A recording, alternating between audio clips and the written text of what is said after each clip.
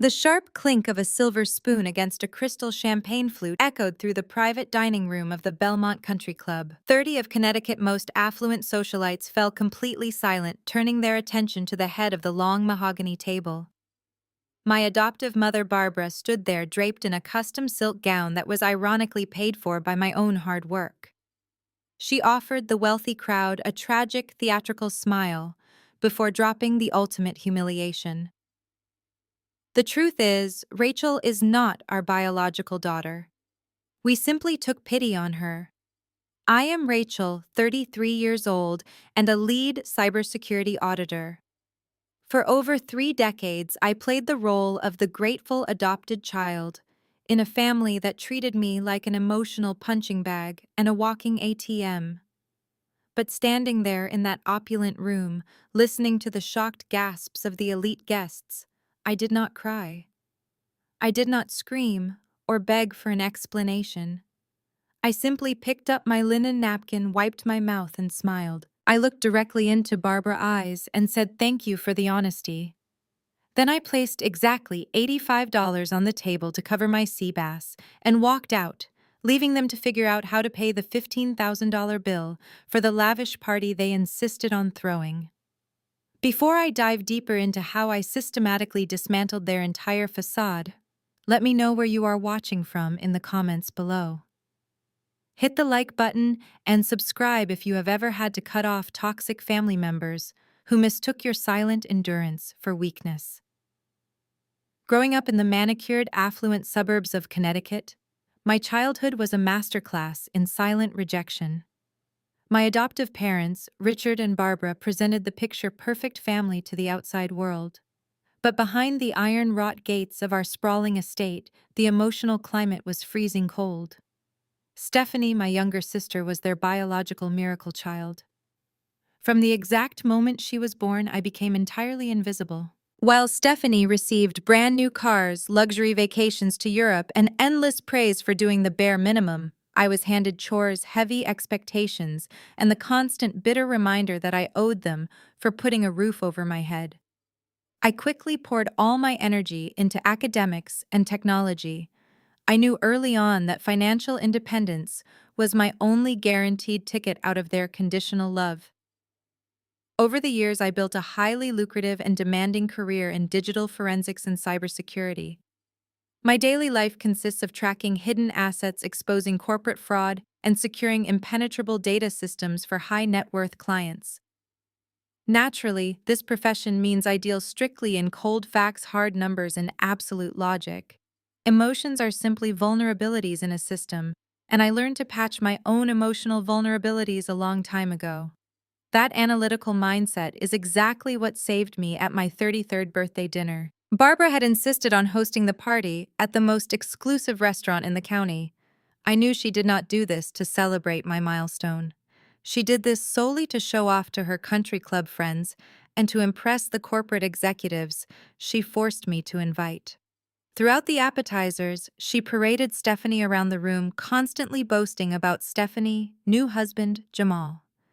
Jamal is a flashy African-American real estate agent who always wears suits he can barely afford and drives leased sports cars to maintain an illusion of wealth. He spent the entire first course trying to network aggressively with my boss, handing out cheap, glossy business cards and talking loudly about his upcoming luxury mansion developments that never actually materialize. I sat quietly eating my dinner, observing the circus with detached amusement. I knew Barbara was brewing something malicious. She had been drinking expensive imported wine all evening, and her passive-aggressive remarks were slowly escalating. She kept loudly mentioning how Stephanie was the true heir to the family legacy, and how blood is the only thing that truly matters in business. I let the comments slide because I was so used to her subtle venom. But then the dessert course arrived, the waiters poured the champagne, and she tapped her glass. When she announced to the room that I was not her biological daughter, the cruelty was entirely calculated. She wanted to humiliate me. She wanted to strip away my identity and my dignity in front of my peers, my boss, and the high society crowd she desperately worshipped. She fully expected me to break down in hysterical tears and run out of the room so she could play the victim, sigh heavily, and tell everyone how emotionally unstable I had always been. Instead, my mind immediately went into threat assessment mode. If I was not blood, then the unspoken lifelong contract of family loyalty was officially null and void. The immense guilt trip they had used to control my life and my finances for the past 10 years evaporated in a single glorious sentence. I felt a massive heavy weight lift off my shoulders. My smirk genuinely confused her. The crowd was dead silent, waiting anxiously for my reaction. I stood up tall, smoothing out the fabric of my dress. I looked at Richard, who was staring intensely at his plate, entirely too cowardly to meet my gaze. I looked at Stephanie, who was holding Jamal's hand with a fake sympathetic pout painted on her face. And then I looked right back at Barbara. Her triumphant smile faltered as I maintained absolute unwavering eye contact. "Thank you for the honesty," I said. My voice was calm, projecting clearly across the silent room without a single tremor. I reached into my designer bag and pulled out my wallet. "Since I am not family, I suppose I should cover my own tab tonight." I dropped the crisp cash on the table. "Enjoy the rest of the evening." The walk from the table to the grand restaurant exit was the most liberating stroll of my entire life. I did not look back even once. I stepped out into the crisp Connecticut night air, handed my valet ticket to the attendant, and drove my car back to my penthouse. I slept better that night than I had in 33 years. The morning sun streamed brightly through the floor-to-ceiling windows of my apartment. I woke up feeling completely refreshed and incredibly light. I stretched, walked into my modern kitchen, and began the meticulous process of making a pour-over coffee. The rich, dark aroma of roasted beans filled the quiet space. It was a perfectly peaceful morning right up until I glanced at the phone sitting on my marble counter. The screen was lit up with an endless stream of frantic notifications. I had exactly 53 missed calls and over 70 unread text messages. They were from Barbara, Richard, Stephanie, and Jamal. But here is the beautiful, poetic part of this situation. They were not calling to apologize for the public humiliation at the country club. They were not calling to explain the shocking revelation about my adoption or to check on my mental well-being. They were calling in an absolute blind panic because their primary source of funding had just been instantly and permanently severed. You see, for the past 5 years, I had foolishly allowed my family to use a corporate black card linked directly to my personal wealth. It originally started as a temporary emergency fund for Richard when his business supposedly hit a rough patch. But boundaries in my adoptive family were completely non-existent. Slowly and surely, the emergency credit card became their personal piggy bank. Barbara used it to casually fund her weekly luxury spa treatments and high-end designer shopping sprees. Stephanie used it to maintain her lavish influencer lifestyle, and Jamal had been casually swiping it to cover his supposedly successful real estate image. I tolerated the financial drain because of the deeply ingrained guilt they had successfully programmed into me since childhood. After all, they took me in right. I owed them for my life. But the exact moment Barbara declared I was not her biological daughter in front of 30 people, she accidentally handed me the keys to my own prison. The emotional debt was canceled entirely. While driving home from the restaurant the night before, I had pulled over at a red light and opened my secure banking application. With 3 simple logical taps, I permanently deactivated the black card and completely revoked all authorized users. I also flagged every single pending transaction from the last 48 hours for strict fraud review. As a cybersecurity auditor, securing financial perimeters and locking out unauthorized threats is quite literally what I do best. Shutting my toxic family out of my accounts took exactly 14 seconds. I took a slow sip of my coffee and unlocked my phone to read the absolute chaos I had caused. The text messages told a hilarious story of escalating desperation and sudden reality checks. The first text came from Jamal at exactly 6 in the morning. "Rachel, Man, why is the card declining at the dealership? I need to put the escrow down payment on the new mansion for Stephanie right now. Turn it back on, the broker is looking at me crazy. 10 minutes later, Stephanie texted, Rachel, you are being so dramatic about last night. Mom just had too much wine and was being honest. Turn the card back on right now. Jamal is so embarrassed at the dealership, and we are going to lose the house. Then came the angry, demanding messages from Richard. Rachel, call me immediately. The auto pay for the country club membership bounced this morning. You are embarrassing us in front of the board. And finally, Barbara. Her text was an absolute masterpiece of narcissistic manipulation. Rachel, how dare you throw a childish tantrum and cut off the family accounts? After everything we have sacrificed for you, this is how you repay us. Fix this bank issue immediately, or do not bother coming to Sunday dinner. I actually laughed out loud standing alone in my empty kitchen. They honestly believed the fundamental dynamic had not changed. They genuinely thought they could strip me of my family title, publicly disown me for sport, and still retain VIP access to my bank account. The sheer entitlement was almost impressive. I walked over to my home office and booted up my primary workstation. My professional setup consists of 3 massive monitors filled with encrypted data streams and diagnostic tools. I opened my personal financial dashboard and began running a full comprehensive audit on the deactivated card. The data was staggering to look at all at once. I watched the numbers roll across the screen, detailing years of their relentless financial parasitism.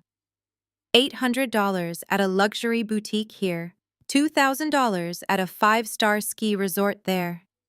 Thousands of dollars funneled secretly into Jamal failing business ventures under the guise of consulting fees. They had drained hundreds of thousands of dollars from my accounts over the years, while actively treating me like an unwanted burden.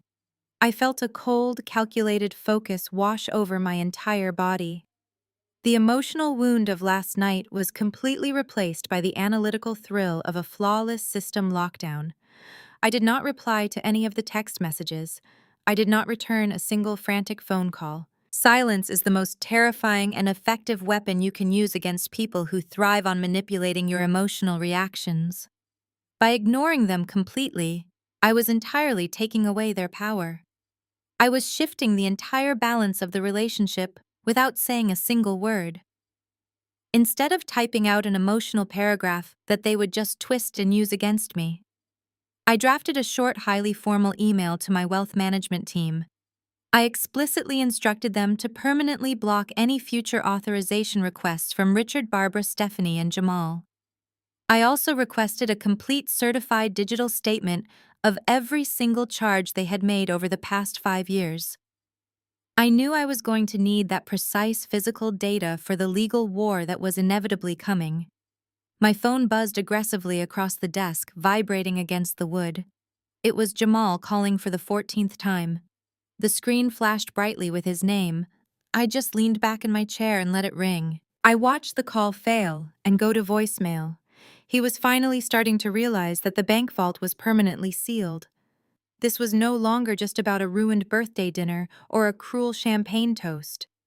This was about reclaiming my territory and establishing ironclad boundaries. For 33 years, they had played a rigged game where they held all the emotional cards and I paid all the actual debts. But they had miscalculated one very crucial detail. You do not hand the keys to your entire financial livelihood to a lead cybersecurity expert and then publicly betray her. I smiled, taking another long sip of my coffee. The game was finally over, and the real-world consequences for my family were just beginning. I was sitting at my kitchen island enjoying the deep quiet of my apartment while reviewing the latest cybersecurity logs for a corporate client. The morning light was pouring in through the large windows, making everything feel calm and perfectly controlled. Then a sudden, violent pounding echoed through my hallway. Someone was hitting my heavy front door with the flat of their hand, making the solid wood rattle loudly on its hinges. I did not flinch or jump out of my seat in surprise. I simply picked up my phone and opened the live video feed from my front door security camera. Staring back through the wide-angle lens was Jamal. He was usually the absolute picture of curated success, always wearing perfectly tailored Italian suits to charm wealthy homebuyers and impress country club members. But right now, Jamal looked completely unraveled and desperate. His expensive silk tie was yanked loose around his neck. Sweat beaded heavily on his forehead, and his eyes were wide with pure panic. He slammed his fist against the door again, leaning his entire body weight into it, as if he could break it down.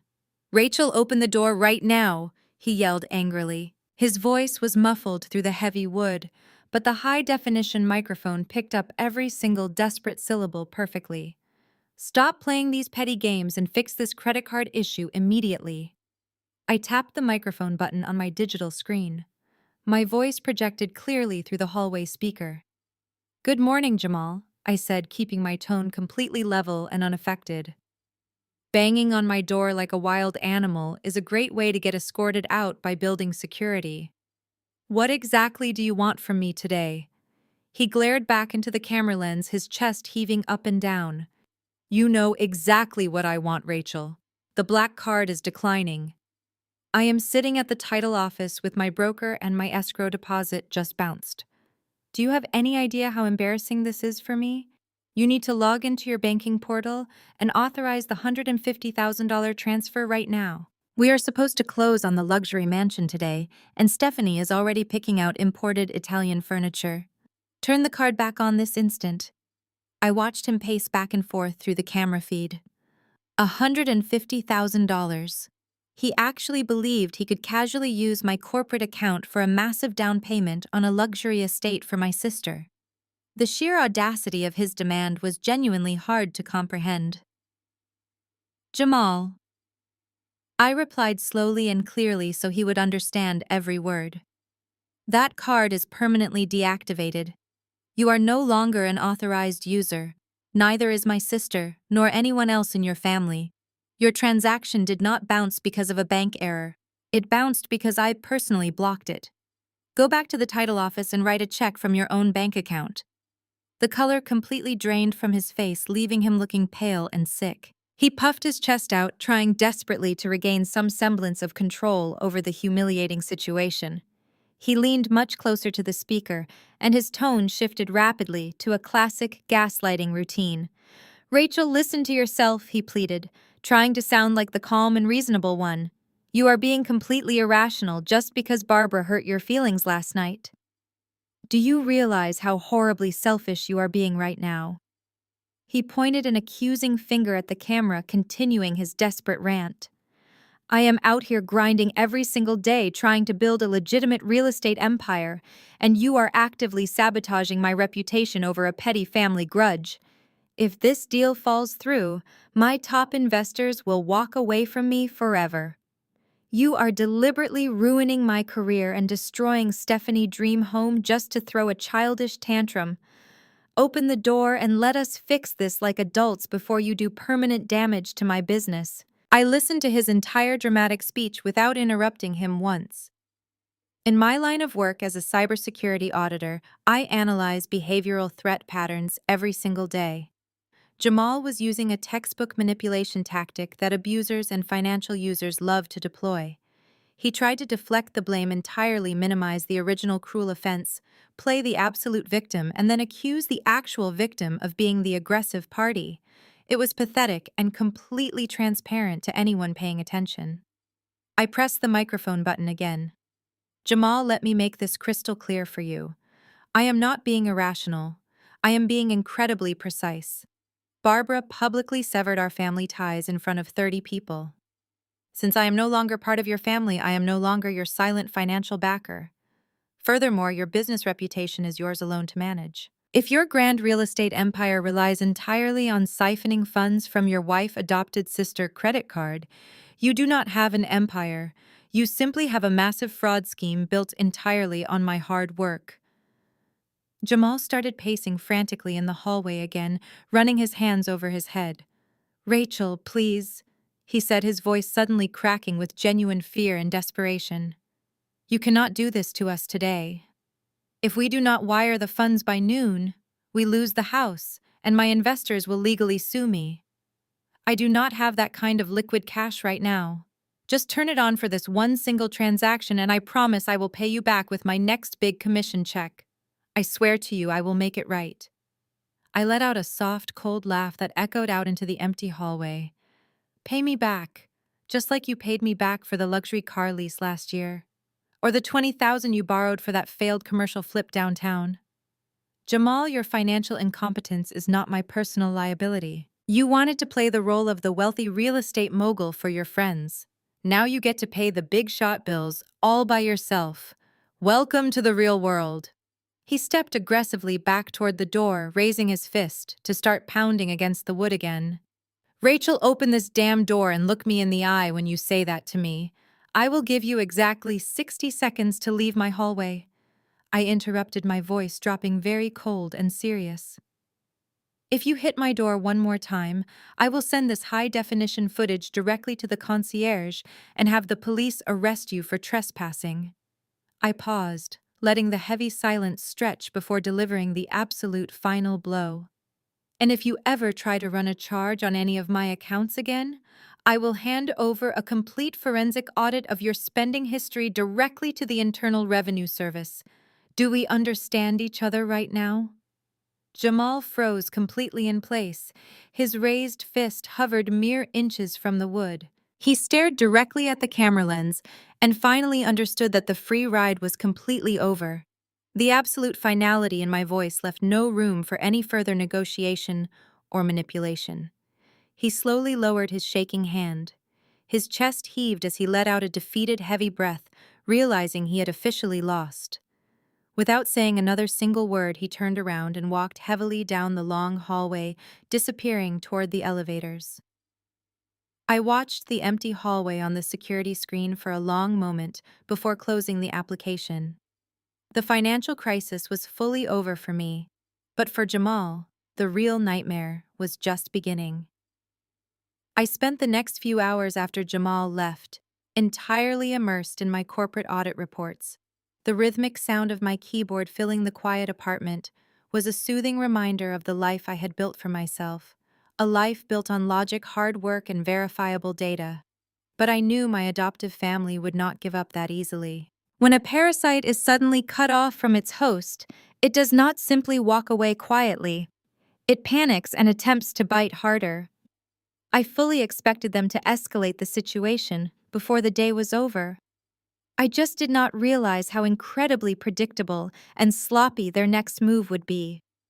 It was exactly 2 in the afternoon when the heavy silence of my hallway was broken again. This time, it was not a frantic pounding. It was the distinct sound of the elevator doors chiming, followed by the heavy, measured footsteps of 3 people walking down the corridor. I recognized the sharp, aggressive click of Barbara designer heels immediately. They stopped right outside my front door. I did not move from my kitchen island. I simply picked up my phone and opened the live security feed once again.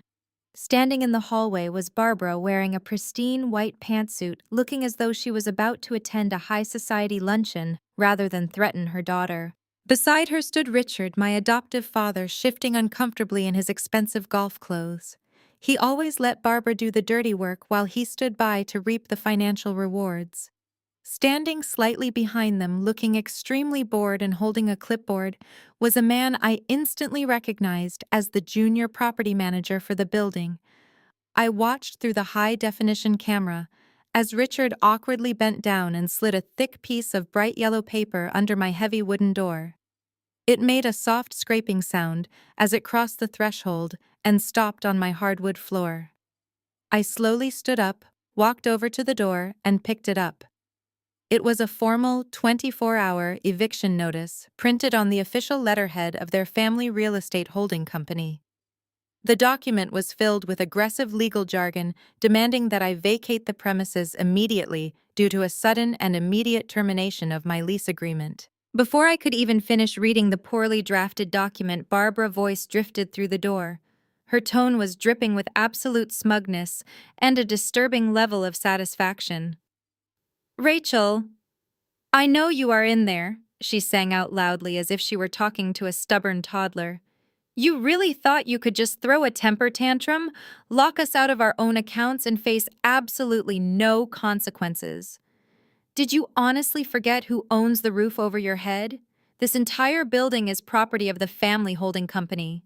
And since I made it perfectly clear last night in front of everyone that you are not blood, you are officially no longer entitled to family housing benefits.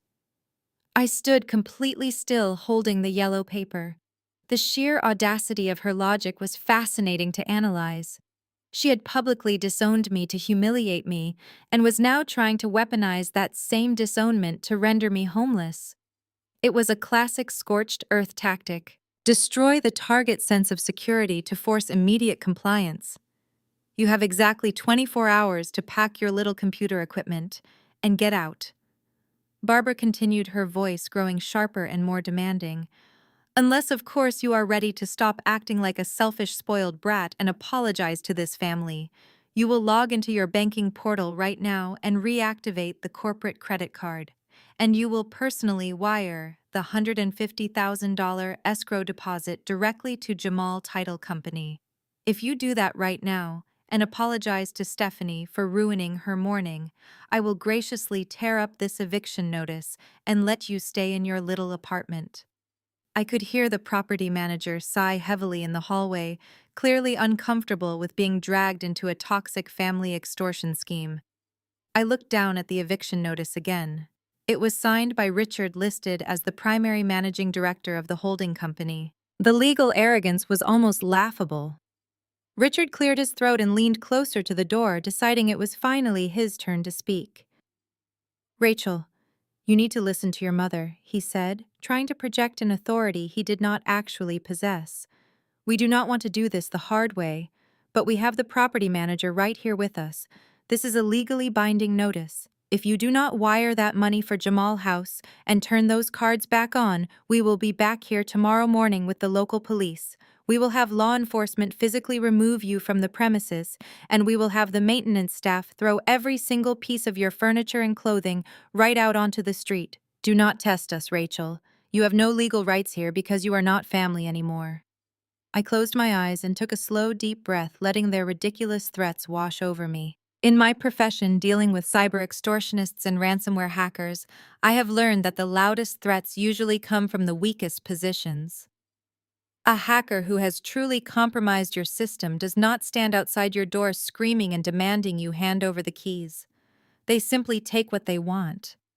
Richard and Barbara were screaming because they were entirely powerless, and they were desperate for me to cave under the psychological pressure before I realized the truth. They were trying to use a 24-hour eviction threat as a blunt instrument to force a $150,000 ransom payment. It was literal textbook extortion. And the most beautiful part of this entire interaction was that they had brought a third-party witness with them. By bringing the junior property manager to legitimize their threat, they had unknowingly provided me with an independent witness to their attempted blackmail. Rachel, did you hear me? Barbara snapped, slapping the flat of her hand against the door. I am not playing games with you. You owe this family for taking you in and putting food in your mouth when nobody else wanted you. You are going to pay for your sister house, and you are going to do it today. Open this door right now and show me the wire transfer confirmation. I did not answer her. I simply stood there looking at the security feed on my phone. They looked so incredibly confident standing out there in the hallway. They were absolutely certain they had me backed into an inescapable corner. They thought I was a scared little orphan girl trembling inside her apartment, terrified of losing her home. They thought their family real estate holding company gave them absolute godlike power over my life.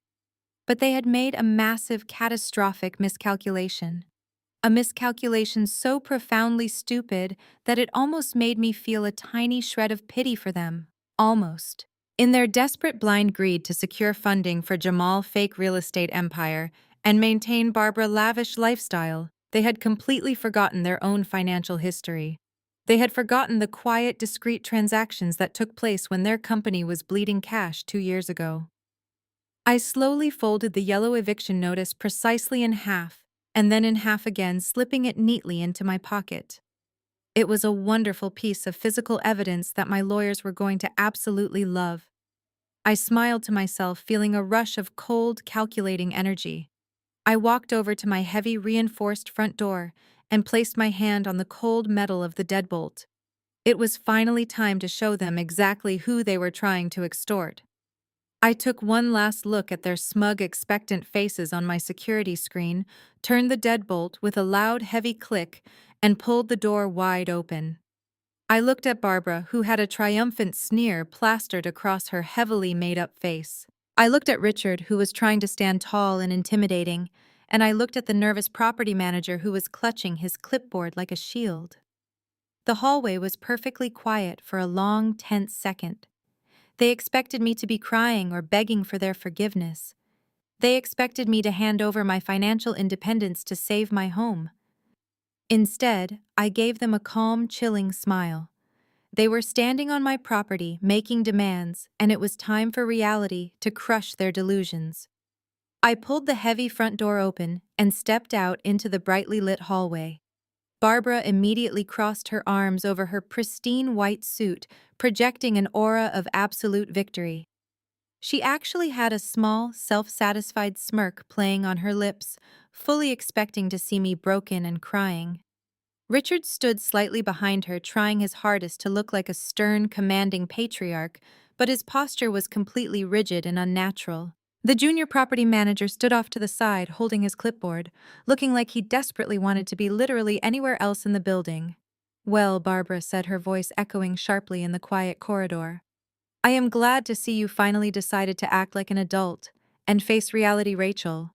I assume since you opened the door, you have already logged into the banking portal. Are the credit cards turned back on?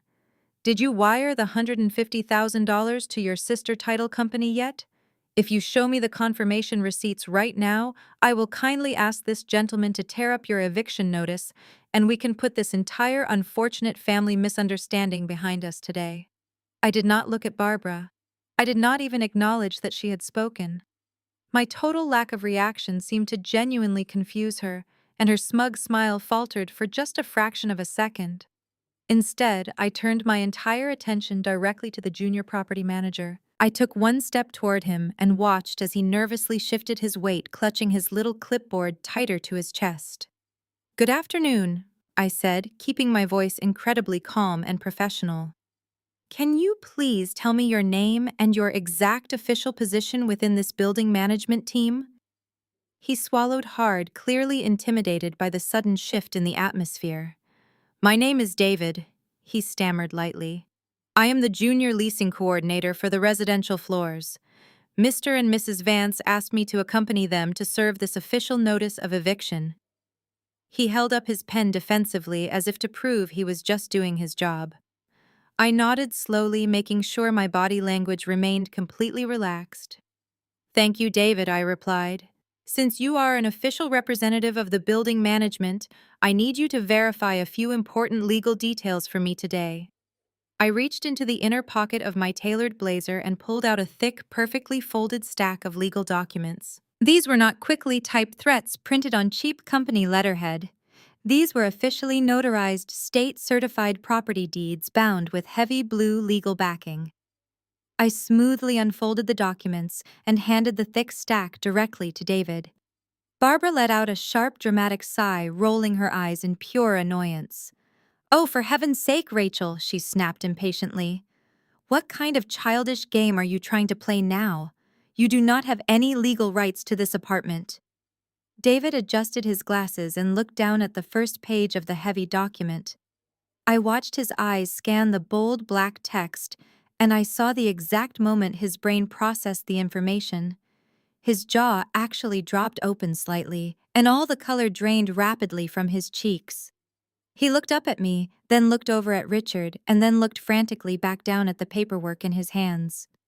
"Mom," David whispered, his voice cracking slightly. "This is a certified master deed for the entire residential building. It lists the sole owner as Apex Holdings, LLC." "That is correct, David. I said, projecting my voice clearly so my adoptive parents could hear every single syllable. Now please turn to the third page and read the name of the primary executive officer and sole beneficiary of Apex Holdings, LLC. David nervously flipped the heavy parchment pages. His hands were visibly shaking now. He found the highlighted section at the bottom of the third page. The primary executive officer is Rachel, he read aloud, his voice echoing down the silent hallway. He looked up at me in absolute shock. You are the owner of the building. Richard suddenly lunged forward, his face turning a dark, angry shade of crimson.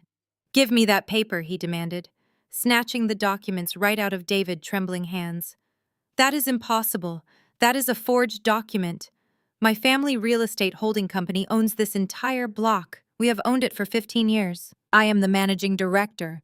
You cannot just print out fake legal papers and pretend you own my property. He began frantically flipping through the pages, looking desperately for a loophole or a mistake, while Barbara stood frozen beside him, her mouth hanging open. I stepped right into Richard's personal space, forcing him to look up from the papers and meet my eyes. Your family real estate company went completely bankrupt exactly 2 years ago. Richard, I said, my voice dropping to a cold whisper. You made terrible investments, and you hid the massive losses from Barbara and Stephanie to protect your fragile ego.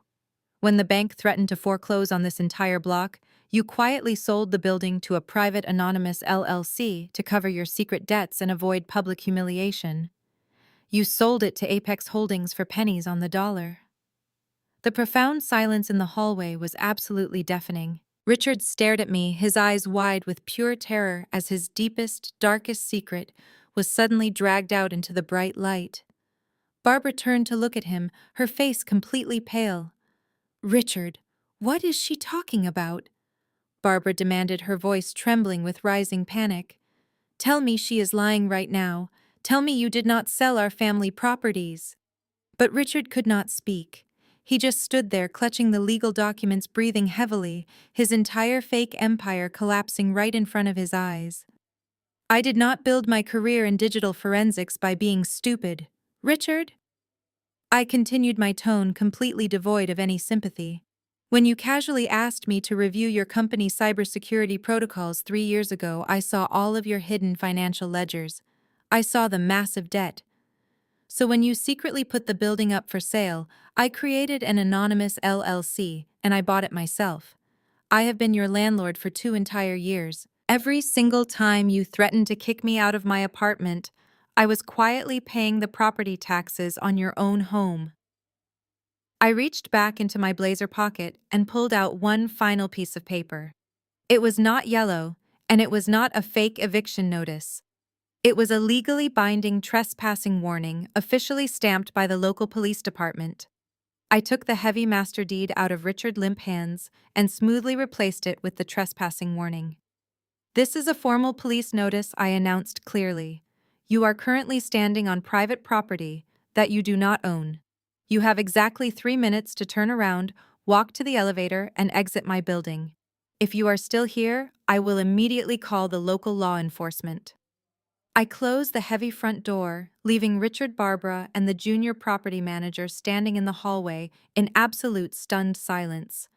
The satisfying click of my deadbolt locking securely into place echoed through my quiet apartment. I walked back to my kitchen island and sat down at my workstation, taking a deep breath. I had won the physical confrontation, but I knew my adoptive mother well enough to understand that her massive ego would never allow her to accept defeat quietly. Barbara thrived on public perception. Her entire identity was wrapped up in being the generous, wealthy matriarch of our affluent Connecticut suburb.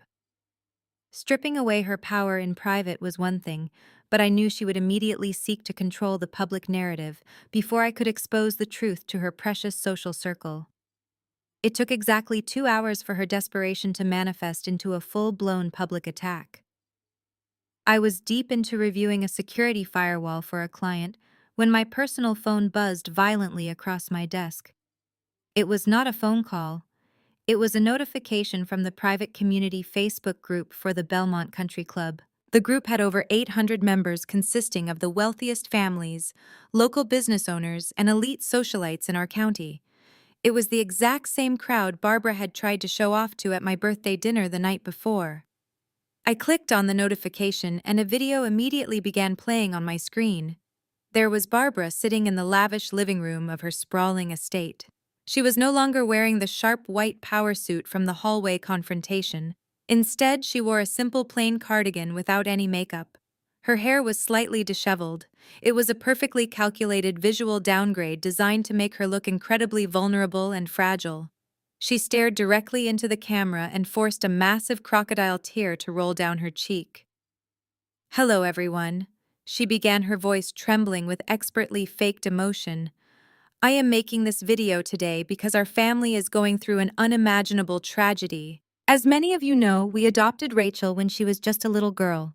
We gave her a beautiful home, an expensive education, and endless love.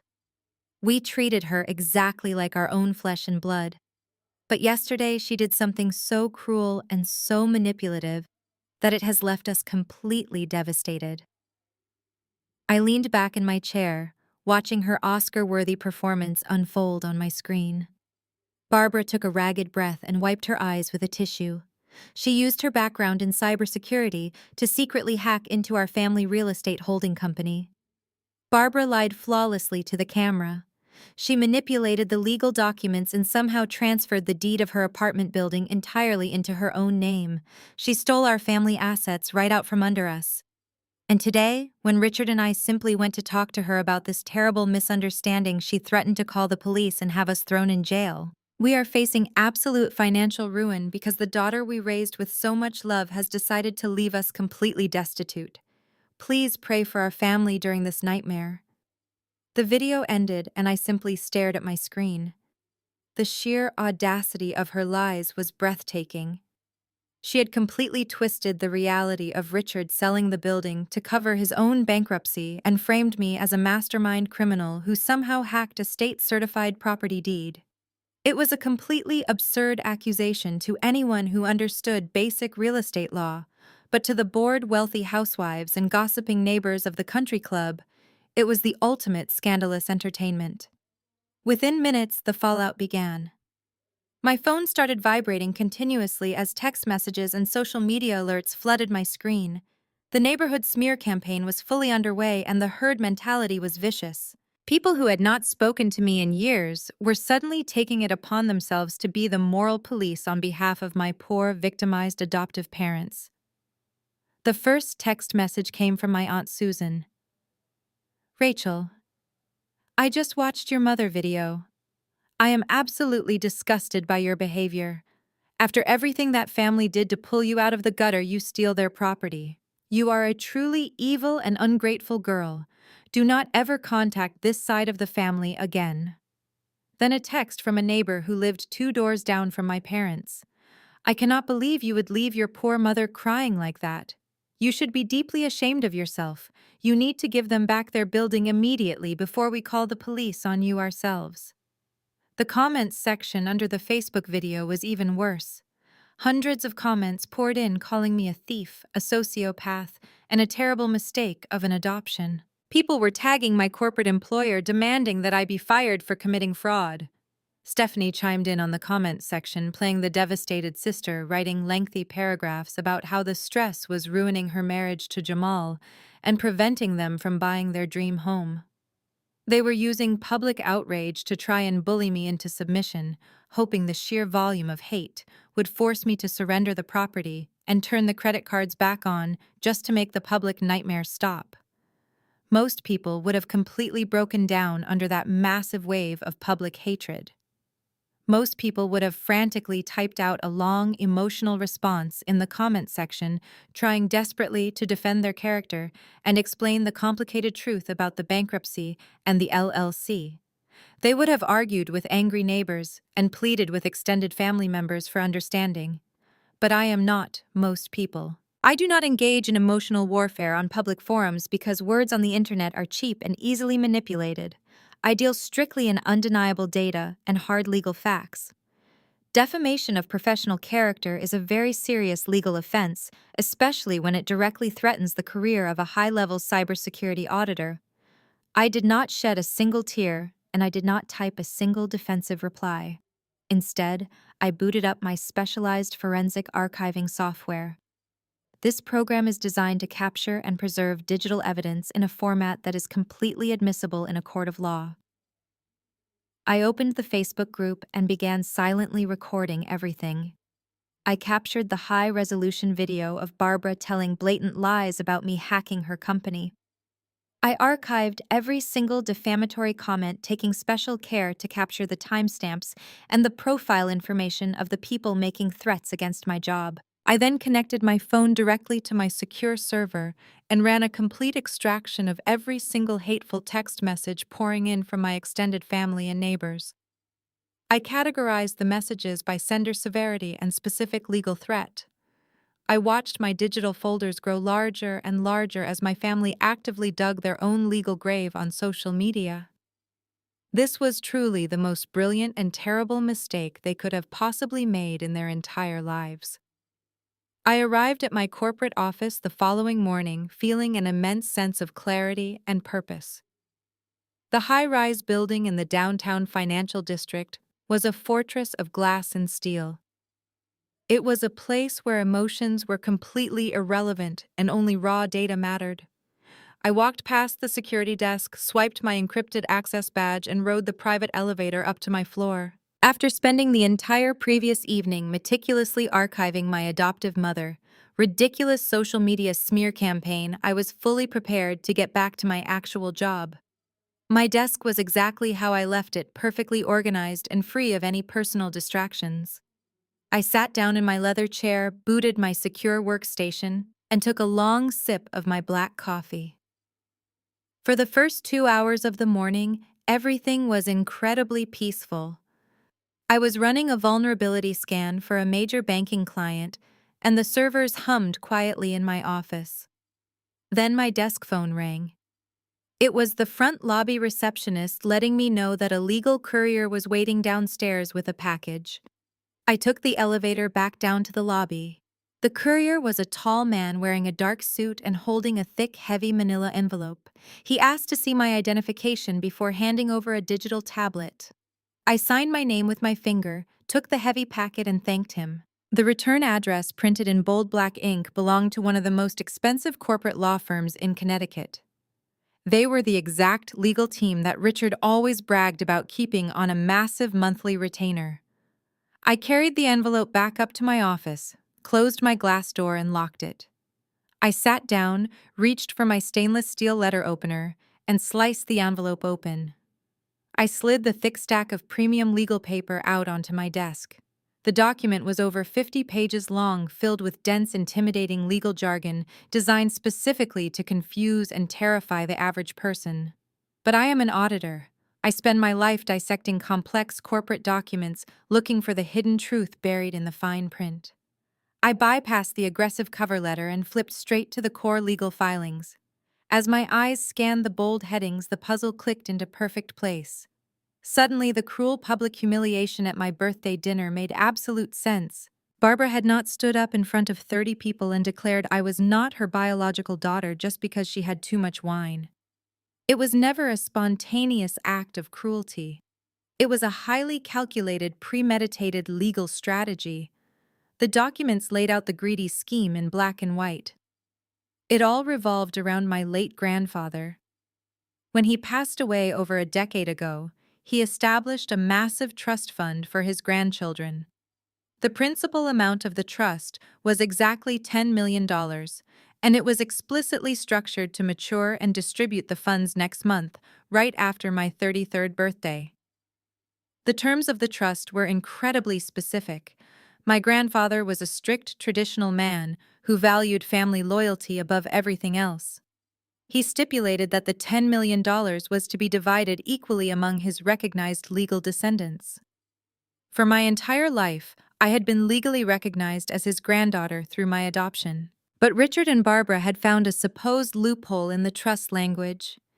The trust specifically stated that any child who was legally disowned or formally removed from the family lineage before the trust matured would forfeit their entire share. Richard and his expensive lawyers had drafted a formal petition to the state court, seeking to officially annul my adoption and completely sever all legal family ties. By standing up at that restaurant and loudly proclaiming I was not their daughter, Barbara was publicly establishing the narrative they needed for their court filing. Their goal was brilliantly evil and entirely motivated by absolute greed. If they successfully pushed this legal petition through the court system before the trust matured, next month my $5 million half of the inheritance would automatically revert back into the primary fund.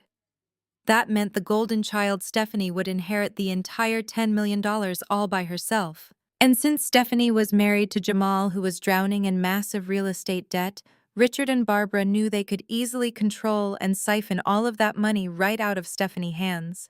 They were trying to completely erase my legal existence in the family to steal my half. I turned to the final page of the packet where the actual ultimatum was laid out. The lawyers offered me a terrible deal. If I immediately signed the property deed for my apartment building over to Richard and restored access to my corporate credit cards, they would graciously withdraw the disownment petition. They would allow me to remain their legal daughter and collect my half. But if I refused to sign my building over, they promised to drag me through a vicious public court battle. They threatened to use Barbara's social media smear campaign to prove I was a hostile, unstable person who had abandoned the family. They were holding my $5 million inheritance hostage to force me to give them my apartment building and pay for Jamal's fake luxury mansion. I sat back in my leather chair and looked out the window. Most people would panic at the thought of losing $5 million and immediately sign whatever documents were put in front of them. But they had completely forgotten who they were dealing with. They thought they were playing a game of emotional blackmail with a scared adopted child. They did not realize they had formally declared legal war on a cybersecurity auditor. I picked up my phone and dialed my own legal team. I was ready to use their own ridiculous strategy to completely obliterate their entire financial future for good. The underground parking garage beneath my corporate office was completely deserted after finishing my work. It was almost 9 in the evening and the heavy concrete walls echoed with the sharp sound of my heels striking the pavement. The overhead fluorescent lights flickered, casting long, distorted shadows across the empty parking spaces. I was exhausted from strategizing with my legal team all day, but my mind remained sharp. As I approached my assigned parking spot, I pressed the unlock button on my key fob. The headlights of my sedan flashed twice, illuminating the dark corner of the garage. Suddenly, a tall figure stepped out from behind a massive concrete pillar directly into my path. I stopped immediately, my instincts kicking in. It was Jamal. But he looked absolutely nothing like the polished, arrogant real estate agent who had banged on my apartment door just a few days ago. His expensive, tailored suit was rumpled and stained. His silk tie was completely gone, and the top 3 buttons of his dress shirt were ripped open. He was sweating profusely despite the cold, damp air of the underground garage. He held his hands up in a frantic defensive gesture as he stepped toward my car. "Rachel, please do not run away," he begged, his voice echoing loudly in the quiet space.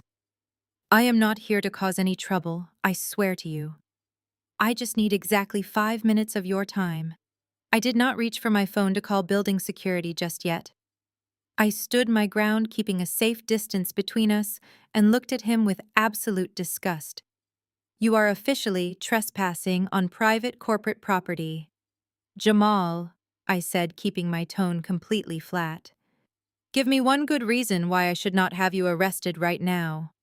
He let out a harsh, desperate laugh and leaned heavily against the concrete pillar. "Arrest me," he muttered, shaking his head. "Getting arrested would probably be the safest thing for me right now. I am completely ruined, Rachel. My entire life is a total sham. You were completely right about me. I have not sold a single legitimate property in over 18 months. All those luxury mansions I post on social media are just empty staging properties I rent by the hour to look wealthy and successful." I listened to his pathetic confession without showing a single ounce of sympathy. He took a step closer, dropping his voice to a terrified whisper. "I tried to flip a massive commercial plaza downtown last year," he confessed, his eyes darting around the empty garage. I borrowed a massive amount of money to fund the construction, but I did not borrow it from a bank. I borrowed it from private investors, dangerous people who do not care about legal contracts or bankruptcy protection. The project completely failed, and I owe them over $2 million. They are calling my personal phone every single hour of the day. They know exactly where I live. They know where Stephanie sleeps. If I do not give them a massive cash payment by the end of this month, they are going to hurt me very badly. They are going to take absolutely everything from us. That sounds like a terrifying personal problem, Jamal, I replied coldly. But it has absolutely nothing to do with me. I am not your personal bank anymore. He shook his head aggressively, stepping right up to the hood of my car. I am not asking you for a loan, Rachel, he said, his eyes wide with desperate greed. I am offering you a highly lucrative business transaction. I know exactly what Richard and Barbara are doing with that court petition. Jamal continued, his voice trembling with adrenaline. I know about your grandfather and his $10 million trust fund. They think they are so smart, but they are incredibly sloppy. Richard completely forged the trust fund addendum. He paid a shady notary to backdate the disownment clause so it would look like your grandfather approved it before he died. I was standing right there in the home office when they signed the fake papers. I have high-resolution photographs of the original documents on my phone before they illegally altered them. I am the only witness who can blow their entire court case out of the water. If you go to court against them, it will simply be your word against their expensive lawyers. But if I take the stand and testify against them, they will go straight to federal prison for fraud. You will instantly get your $5 million without a fight. I will give you the photographs, and I will testify under oath. I will hand you the entire legal victory on a silver platter. He paused, licking his dry lips, before delivering his ultimate demand. You must pay me exactly $1 million in untraceable cash right now. You give me the million to pay my investors, and you keep the other $4 million from the trust. It is a win for both of us, Rachel. If you refuse, I will take the stand for Richard and swear under oath that I saw you trying to steal the money yourself. I stared at him, letting the silence stretch between us in the dark garage. He was offering to sell out his wife and his in-laws to save his own skin. It was the most cowardly display I had ever witnessed in my life. I did not argue with him or act surprised by his total lack of loyalty. I simply looked him directly in the eye and gave him a slow, deliberate nod. Before he could say another word, I opened my car door and slid into the driver's seat. As I drove out of the parking garage, I smiled warmly to myself. I pressed a tiny hidden button on my new high-definition dashcam, securely saving the crystal-clear audio recording of his entire extortion attempt. The drive home was peaceful. I had Jamal's confession recorded on my dashcam, but I knew a single audio file was not enough to guarantee a legal victory. As a cybersecurity auditor, you never rely on one source. You build a mountain of verifiable data that leaves the other side trapped with zero room to negotiate. They were trying to steal my inheritance by claiming I was not family. It was finally time to show them what happens when you declare war on someone who holds the digital keys to your financial existence. As soon as I walked through the door, I went straight to my home office. I locked the door, turned on the lights, and booted up my forensic workstation. The cooling fans hummed as the 3 monitors flickered to life. I did not need to perform any illegal hacking to access Richard corporate records. That was the ironic part of the situation. 3 years ago, Richard hired me as a consultant to upgrade his security protocols. He was too cheap to pay for a support team, so he forced me to sign a permanent maintenance contract. That contract legally granted me perpetual administrative access to his network. He forgot to revoke my credentials after the birthday dinner. I was walking through his digital front door legally and undetected. I opened my encrypted terminal and typed in my password. The screen blinked green and I was instantly inside the main server of his company. Richard thought he was a brilliant businessman, but his digital security was pathetic. He used passwords and outdated firewalls that I bypassed in 2 minutes. I navigated straight to the hidden financial directories within his system. I did not care about his daily operating expenses. I was looking for the offshore accounts that men like Richard used to hide their dirty money. I deployed a tracking algorithm designed to hunt down anomalies in datasets. I sat back in my chair and watched the green text scroll down my screen as the program scanned years of his financial history. It is satisfying to dismantle the financial firewall of someone who has abused you your life. It feels like peeling back the layers of a lie. After 20 minutes, the tracking algorithm flagged a series of irregularities. I leaned closer to the monitor to inspect the data. Richard had set up a complex web of shell companies registered in the Cayman Islands. On the surface, these entities looked like corporate vendors, but my tracking software immediately traced the routing numbers directly back to the primary account of my grandfather, $10 million trust fund. The exact fund that was supposed to remain untouched until next month. I opened the transaction ledgers, and the scale of the theft was breathtaking. Richard had not just taken money off the top to cover a month, he had been embezzling from the trust fund for an entire decade. I watched the flow of money move from my grandfather's legacy directly into the hands of my family. I saw a wire transfer for $80,000 sent to a luxury car dealership in Europe. That was the sports car Richard bought himself for his 60th birthday. I saw monthly transfers of $15,000 going directly to a fashion boutique in New York. That was Barbara buying her designer bags and custom dresses, using charity event covers as a disguise. But the absolute most disgusting discoveries were the massive payments made directly to Jamal and Stephanie.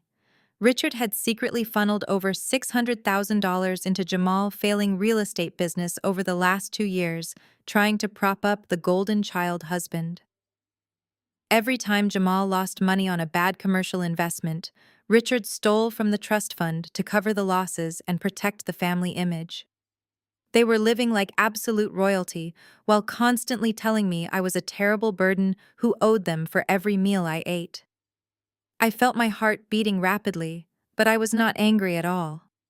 Anger is a very messy emotion that causes normal people to make stupid mistakes. Instead, I felt a cold, absolute focus wash over me. I began downloading every single bank statement, wire transfer confirmation, and tax return from the hidden offshore servers. I organized the data into a digital dossier. I cross-referenced every stolen dollar with the corresponding shell company and attached the time-stamped digital signatures proving Richard was the one authorizing the illegal transfers. I was building a 400-page financial autopsy that no highly paid lawyer in the world could defend in a court of law. They had formally filed a legal petition to officially disown me so they could easily steal my entire inheritance. But my extensive forensic audit mathematically proved that Richard had already stolen nearly half of the entire trust fund. If they actually went to court to claim the remaining money, the presiding judge would immediately demand a full accounting of the missing $5 million. Richard was arrogantly walking right into a massive federal fraud trap of his own making, and he was blindly dragging Barbara and Stephanie right down with him. The glow of my 3 massive computer monitors illuminated the dark home office, casting long shadows against the walls. I sat perfectly still in my leather chair, staring at the cascading lines of financial data scrolling across the center screen. What I had discovered in the previous hours was only the outer shell of Richard's incredibly sloppy financial web. As I dug deeper into the encrypted offshore ledgers, the true magnitude of his betrayal finally became crystal clear. This was not a simple case of a failing businessman quietly borrowing money to keep his company afloat during a rough quarter. This was a highly calculated, systematic embezzlement operation that had been running continuously for an entire decade. Richard had been actively stealing from my late grandfather $10 million trust fund since the very first month the account was legally established. He wasted no time diving into the money the second my grandfather was laid to rest. I opened a secure digital spreadsheet and began meticulously mapping out the complex flow of the stolen money. Richard had set up a fraudulent billing system within his real estate holding company. He would generate completely fake invoices for massive construction projects and property renovations that never actually existed. He would then authorize payments from the trust fund to cover these imaginary corporate expenses. The money would seamlessly bounce through a series of anonymous shell companies registered in the Cayman Islands and Delaware before finally landing directly into his own private offshore bank accounts. The sheer arrogance of his strategy was genuinely staggering to witness. He honestly believed that simply because he was the wealthy patriarch of the entire family, absolutely nobody would ever dare to question or audit his complex internal corporate bookkeeping. He felt completely untouchable behind his fake corporate walls. But the most enraging part was not how he stole the money, it was exactly what he used the stolen money to buy. I pulled up the detailed credit card statements linked to the offshore accounts and watched the lavish lifestyle of my adoptive family unfold in undeniable black and white data. Barbara's entire identity as a wealthy high society matriarch was completely funded by my stolen inheritance. I found wire transfers for $80,000 country club initiation fees. I found receipts for custom diamond necklaces, imported Italian furniture, and first-class luxury vacations to the south of France. For 10 years, Barbara had looked me directly in the eye and told me I was a terrible financial burden who owed her everything while she was literally wearing dresses bought with the exact money my grandfather left for my future. And then there was Stephanie, the perfect golden child, who could never do any wrong in their eyes. Her entire carefully curated social media influencer lifestyle was a complete financial lie paid for by the stolen trust fund. I tracked hundreds of thousands of dollars funneled directly into Stephanie's personal checking accounts disguised as independent consulting fees. Richard had used the stolen funds to pay off her massive credit card debts, buy her brand new luxury vehicles, and fund her extravagant shopping addictions in designer boutiques across New York City. Whenever Jamal lost money on his pathetic real estate schemes, Richard would quietly siphon another $50,000 from the trust fund to keep Stephanie living in absolute luxury. They were entirely parasites feeding off the legacy of a man who actually worked hard for his wealth. I did not let anger cloud my judgment. Anger is useless in a legal battle. Verifiable data is the only weapon that actually matters in a courtroom. I spent the next several hours completely locked in my office downloading every single fraudulent document. I pulled the original wire transfer authorizations, the fake corporate invoices, and the heavily doctored tax returns Richard had submitted to the federal government. I cross-referenced every single stolen dollar, matching the exact time and date of the trust fund withdrawals directly to the specific moments when Barbara and Stephanie made their extremely expensive luxury purchases. I was not just building a defense against their ridiculous disownment petition. I was building a devastating criminal case against my entire adoptive family that would completely destroy their public image and their financial future forever. I meticulously organized the raw data into a massive, comprehensive digital dossier. I created a separate index chapter for each of the fake shell companies, outlining exactly who authorized the transfers and where the money ultimately ended up. I included high-resolution screenshots of Barbara's social media posts showing off her expensive jewelry placed right next to the fraudulent wire transfers that paid for them. I compiled over 400 pages of absolutely undeniable forensic financial evidence. This was the absolute and ultimate smoking gun that I had been desperately searching for all night long.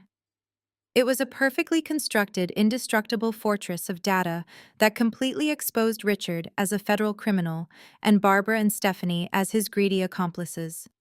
No expensive corporate lawyer in the entire country would ever be able to defend this level of documented financial fraud. As the sun began to rise outside my window, casting a pale morning light across my desk, I finalized the massive 400-page document. I saved the master file and exported the dossier onto multiple highly secure encrypted flash drives. I sat back in my heavy leather office chair and let out a very long and slow breath. Oh, the sheer legal weight of what I was holding in my hands right now was truly incredible. They had tried to destroy my life to steal my inheritance, completely unaware that they had already stolen half of it and left a massive digital trail of evidence right in front of me. By forcing me into this legal war, they had unknowingly handed me the exact weapon I needed to completely obliterate their entire fake empire. The game was finally over and I held the ultimate winning hand. The morning after I completed the massive 400-page financial autopsy of my adoptive family, I felt an incredible sense of peace. I drove to my corporate office. I walked into the lobby with my head held high. I had the encrypted flash drives safely secured, and my lead attorney was already reviewing the undeniable evidence of Richard committing federal embezzlement. But before we filed the official counter lawsuit and went to the authorities, I knew Barbara would attempt one final desperate maneuver to regain control of the narrative. She was a woman who lived for public spectacle, and she would never surrender quietly without trying to completely destroy my reputation first. By noon, that exact maneuver arrived on my desk. My administrative assistant handed me an oversized, heavy envelope. It was sealed with gold wax, pressed with the official crest of the Belmont Country Club. This was the exact same, highly exclusive venue where she had publicly declared I was not her biological daughter. I slid my letter opener through the thick paper and pulled out a lavishly printed invitation. It was for a massive charity gala hosted by the local Women Auxiliary Board, which Barbara proudly chaired. The event was supposedly raising funds for underprivileged orphans in the state.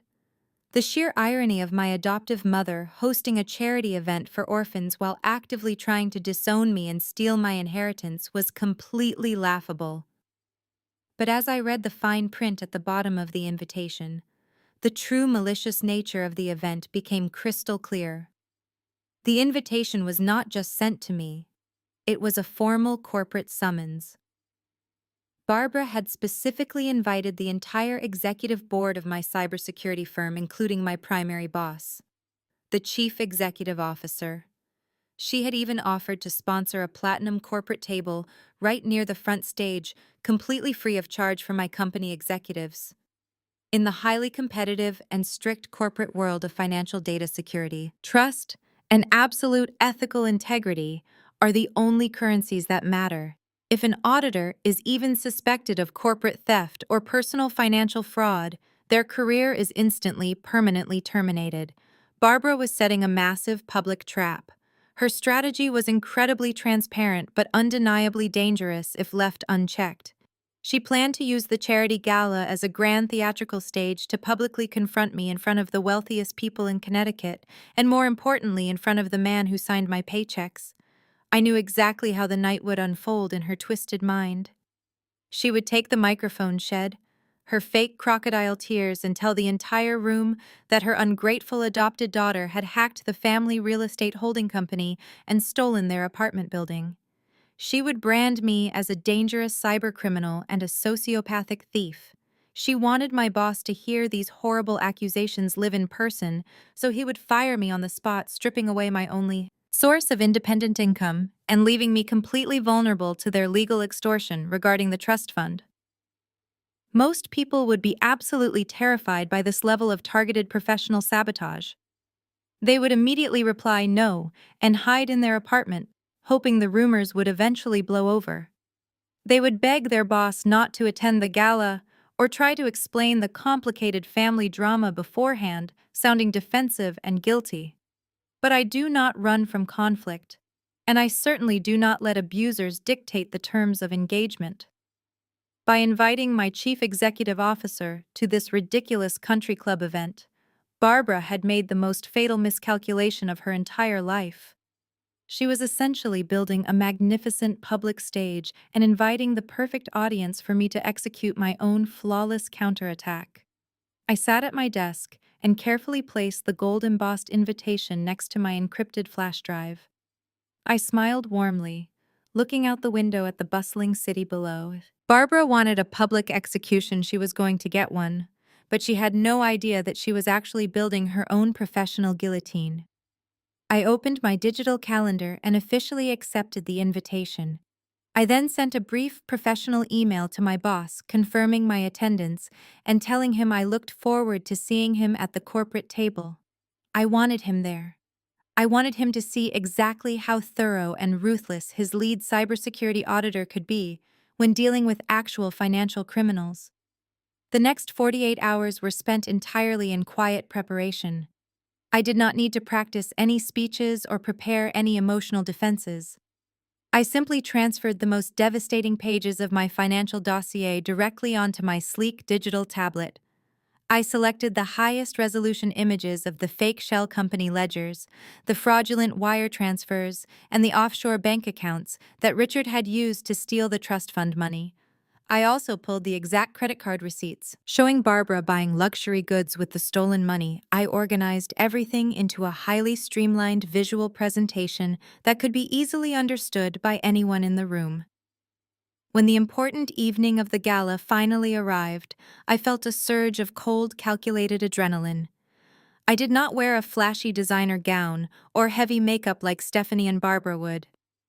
I dressed in a razor-sharp tailored black suit that projected absolute corporate authority. I pulled my hair back into a sleek, severe style and slipped my tablet into my leather portfolio. I walked out of my apartment building and climbed into the back of my waiting car. As the vehicle pulled away from the curb and headed toward the Belmont Country Club, I looked out the window at the passing streetlights. My adoptive family thought they were about to publicly humiliate me and destroy my hard-earned career forever. They had absolutely no idea that I was walking into their trap, carrying the digital equivalent of a massive financial bomb. The Belmont Country Club was glowing with crystal chandeliers and expensive floral arrangements when I arrived at the grand ballroom.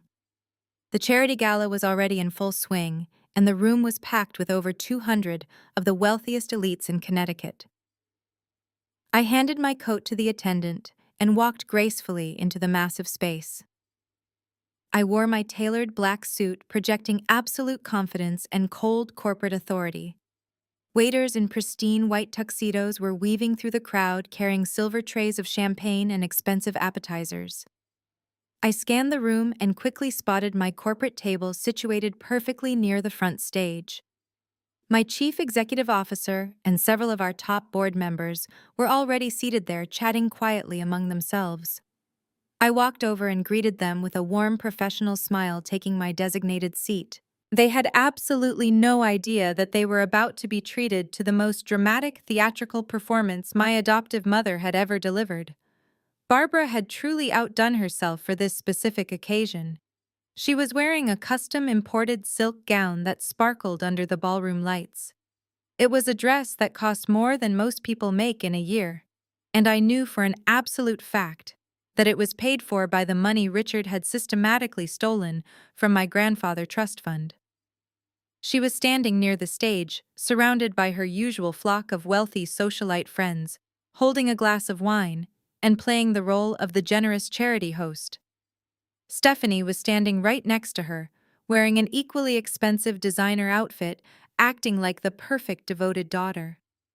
Jamal was hovering behind them, but he did not look confident at all. His face was pale, and he kept nervously adjusting his tie, his eyes darting around the room like a trapped animal. He knew exactly what kind of digital evidence I possessed, but he was too terrified to warn Barbara about the massive mistake she was about to make. The smooth jazz music playing in the background suddenly faded away, and a bright spotlight illuminated the center of the grand stage. The crowd of 200 guests slowly quieted down and turned their attention to the front. Barbara walked up the velvet steps and gracefully took her position behind the microphone podium. She tapped the microphone twice, sending a soft echo through the massive ballroom. She offered the audience a bright, warm smile, thanking everyone for attending her charity event and donating to her beloved causes. She spoke eloquently for about 5 minutes about the importance of family community and giving back to those who are less fortunate. It was a beautifully crafted speech designed to make everyone in the room view her as a saint. And then, right on cue, her bright smile faltered. She looked down at the podium, taking a deep, ragged breath that amplified perfectly through the sound system. She looked back up at the crowd, and her eyes were suddenly shimmering with highly practiced tears.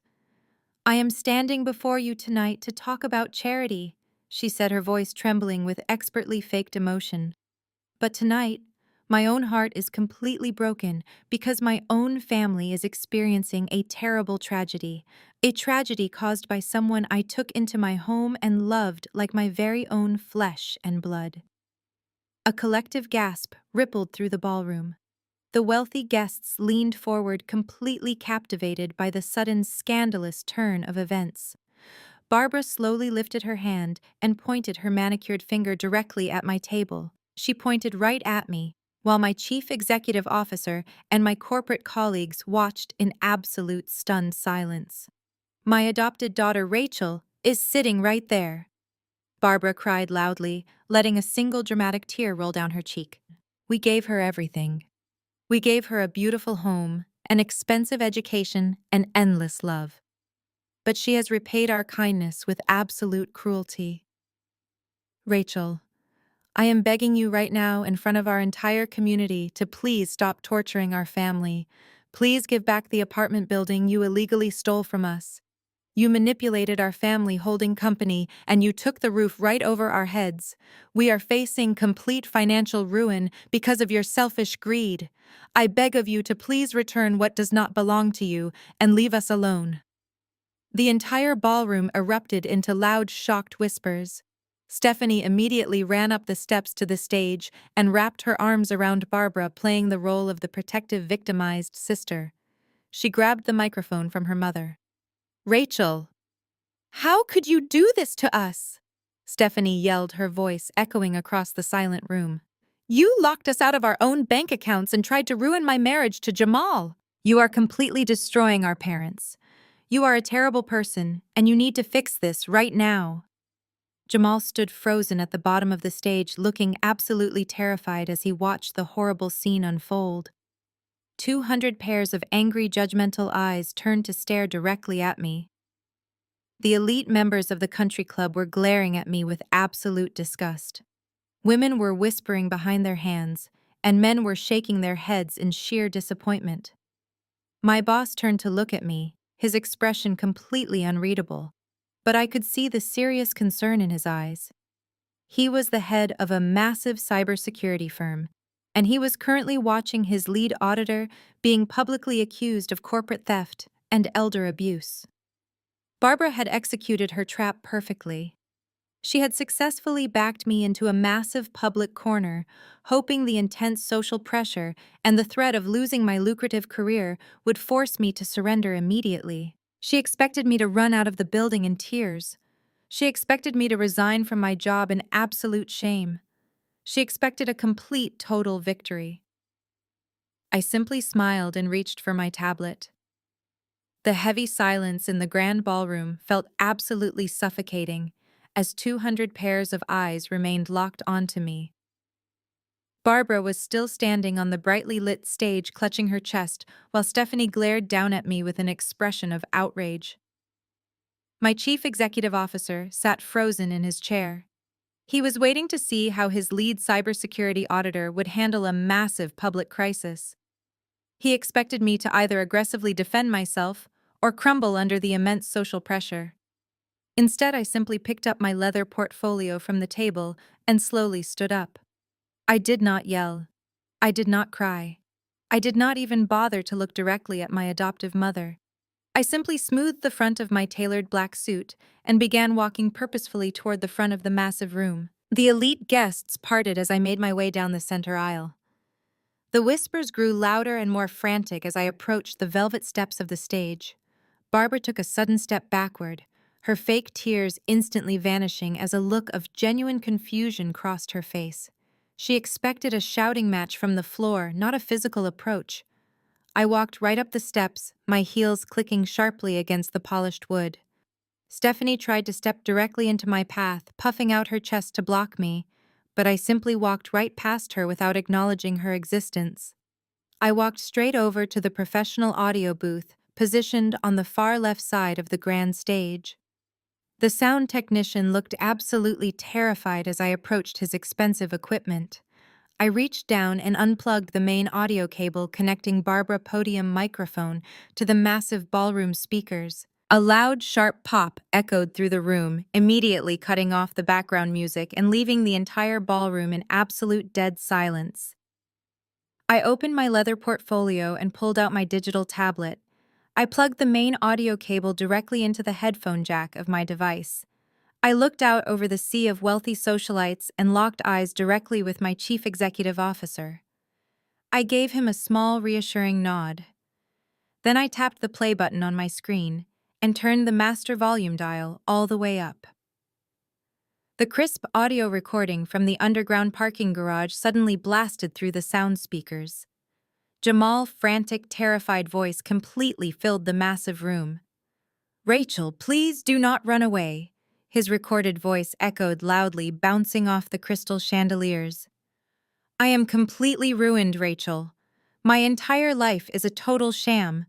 I have not sold a single legitimate property in over 18 months.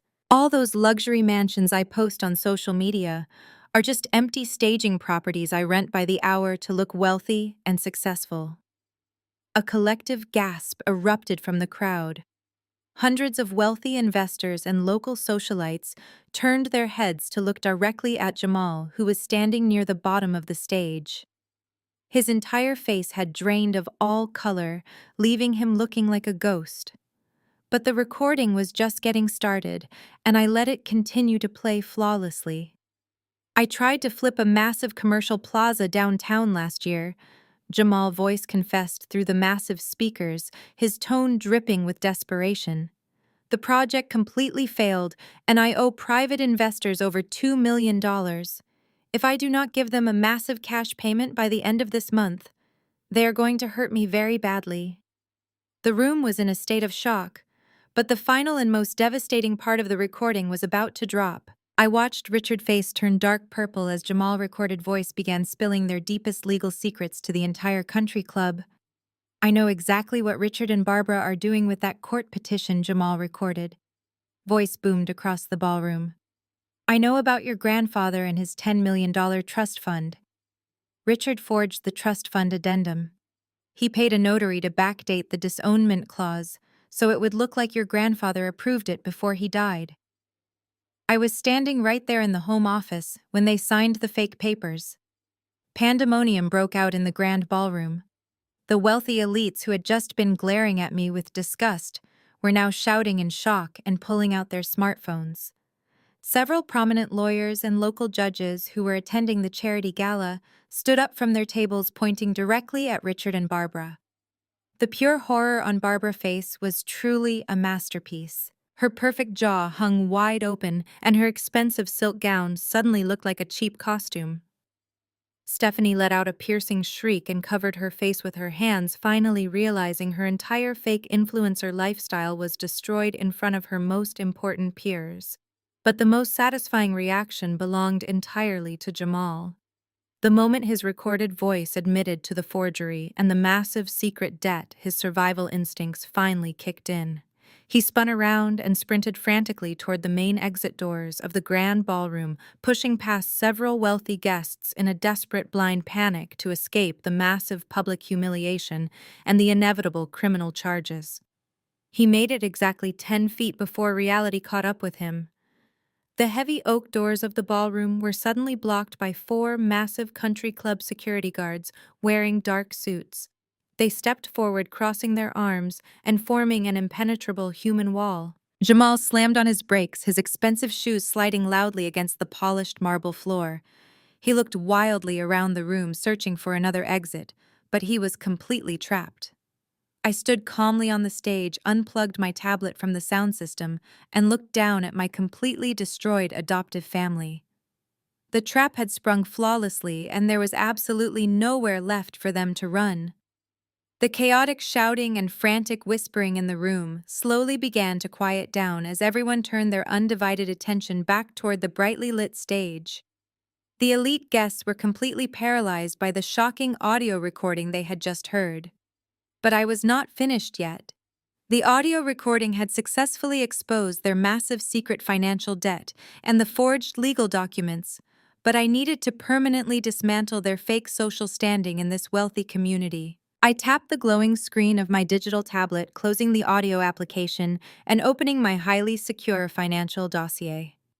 I had spent many long hours preparing a specialized executive summary specifically designed for this exact public moment. It was completely stripped of any complex technical jargon and presented in a crystal clear visual format that absolutely anyone could immediately understand. I looked out at the vast sea of wealthy guests and located the specific tables where the country club board of directors and my corporate executives were seated. Using a localized secure network blast, I initiated a mass file transfer directly to the smartphones of every prominent figure in the entire room. A few seconds later, the absolute dead silence of the grand ballroom was completely broken by a sudden wave of digital notification chimes. Ping after ping echoed across the expensive tables as dozens of high-end smartphones lit up simultaneously. My chief executive officer reached into his tailored suit jacket and slowly pulled out his phone. The wealthy women who normally gossiped and drank wine with Barbara quickly pulled their diamond-encrusted phones from their designer clutches. I stood calmly at the wooden podium and spoke clearly into the microphone, making sure my voice reached every single corner of the massive room. What you are receiving on your devices right now is a certified executive summary of a comprehensive digital financial audit. I said, my voice remaining incredibly steady and commanding. It contains absolute, undeniable proof that Richard and Barbara have been systematically embezzling money for over a decade. The wealthy guests immediately began scrolling through the attached documents. I watched their expressions rapidly shift from initial shock to absolute pure disgust as they digested the undeniable financial data. I turned my body slightly to face Barbara, who was gripping the edge of the wooden podium so tightly her knuckles were completely white. You stood up here tonight and cried fake tears about charity, I continued, my voice projecting powerfully over the rising murmurs of the angry crowd. You told these generous people that you dedicate your entire life to helping the less fortunate orphans in our community. But the forensic data shows a completely different, terrifying reality. I directed the captivated audience to look at the third page of the digital file on their phones. Look closely at the bank transfers linked directly to the Women Auxiliary Charity Fund. I instructed them clearly. The money that all of you generously donated over the past 5 years did not go to underprivileged orphans in our state. Richard quietly routed those exact charity funds through an anonymous shell company in Delaware and deposited them directly into Barbara's personal offshore checking account. Barbara used over $20,000 of your stolen charity donations to purchase the exact custom silk designer gown she is wearing on this stage right now. A loud collective gasp of pure horror swept through the massive room. Several wealthy women in the front row actually covered their mouths in genuine shock. Stealing from a private family trust fund was terrible, but stealing directly from the elite country club charity fund was the ultimate unforgivable social crime in their exclusive world. Barbara was completely exposed as a massive fraud and a ruthless thief to the very people she desperately worshipped. Her entire fake identity was crumbling to dust right in front of her eyes. I looked past my trembling adoptive mother and made direct eye contact with my chief executive officer sitting at the corporate table. He had just finished reading the comprehensive executive summary on his smartphone. He looked up at me, his expression incredibly serious and perfectly professional. He gave me a single firm nod of absolute approval, acknowledging the flawless investigative work I had just presented. His brilliant lead cybersecurity auditor had just executed a massive financial investigation and protected her own ethical integrity under extreme public pressure. My lucrative corporate career was entirely safe and highly respected. I turned my attention back to my adoptive family. Richard was staring at the floor, unable to meet the angry gazes of his former wealthy friends. Stephanie was weeping loudly into her hands, mourning the absolute loss of her fake luxury lifestyle. And then there was Barbara. The immense weight of her total social destruction and the looming threat of federal criminal charges finally crashed down upon her fragile ego. Her perfectly manicured hands released their tight grip on the wooden podium. Her eyes rolled back into her head and her knees completely buckled beneath her. She collapsed heavily onto the polished wooden floor of the stage, fainting for real this time. Nobody in the massive ballroom rushed forward to help her. The wealthy guests simply stared at her unconscious body with absolute disgust. None of her elite socialite friends even bothered to call for a doctor. They were already stepping away from the stage, wanting to completely distance themselves from the criminals. The intricate trap I had carefully designed had finally closed perfectly. My deeply toxic and incredibly greedy adoptive family was left completely isolated and standing in complete and absolute public disgrace, facing a very dark and utterly inescapable financial future, entirely alone without any real sympathy. Exactly 7 days had passed since the collapse of my adoptive family at the Belmont Country Club gala. The intense public fallout was absolutely merciless. Barbara immediately resigned from every society board, and Richard was desperately dodging calls from panicked corporate investors. But despite the massive public humiliation, they still clung to one final desperate hope for salvation. They honestly believed that their premeditated legal petition to officially disown me would automatically trigger the loophole in my late grandfather trust fund. They were absolutely convinced that the $10 million was still legally bound to fall directly into their greedy hands today. The official reading of the final will and the distribution of the trust fund took place at a highly prestigious law firm located in the center of the downtown financial district. The office was located on the 40th floor, offering a sweeping view of the entire city skyline. The conference room was incredibly intimidating. It featured a massive polished mahogany table, heavy leather chairs, and expensive abstract art on the soundproof walls. I arrived exactly 15 minutes early. I wore a sharp-tailored navy blue suit and carried a simple leather briefcase containing the final pieces of my legal strategy. I sat quietly at the far end of the long table, sipping a glass of iced water and waiting for the final act to begin. The heavy glass doors of the conference room swung open right at 10 in the morning. Richard walked in first, projecting an aura of absolute false confidence. He wore his best custom-tailored suit, walking with his chest puffed out and his chin held high. Barbara followed closely behind him.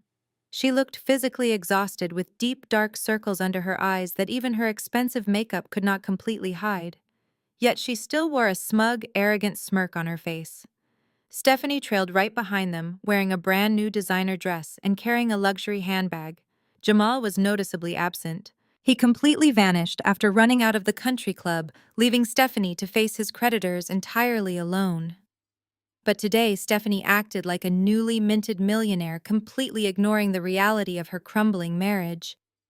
They walked toward the table and deliberately chose seats on the exact opposite side, directly facing me. None of them offered a polite greeting. None of them showed a single ounce of remorse or humility after the devastating financial audit I exposed to the entire community just 1 week ago. In their deeply twisted minds, the country club incident was merely a temporary social embarrassment that could be easily erased with a massive infusion of $10 million in raw cash. Richard leaned back in his heavy leather chair, steepling his fingers together and staring at me with a look of absolute triumph. He truly thought he outsmarted everyone. The lead attorney entered the conference room a moment later. His name was Mr. Harrison. He was a distinguished older gentleman with silver hair and a very serious demeanor. He carried a thick, pristine file folder containing the original certified copies of my grandfather's last will and testament. Mr. Harrison took his seat at the absolute head of the massive table right between my adoptive family and me.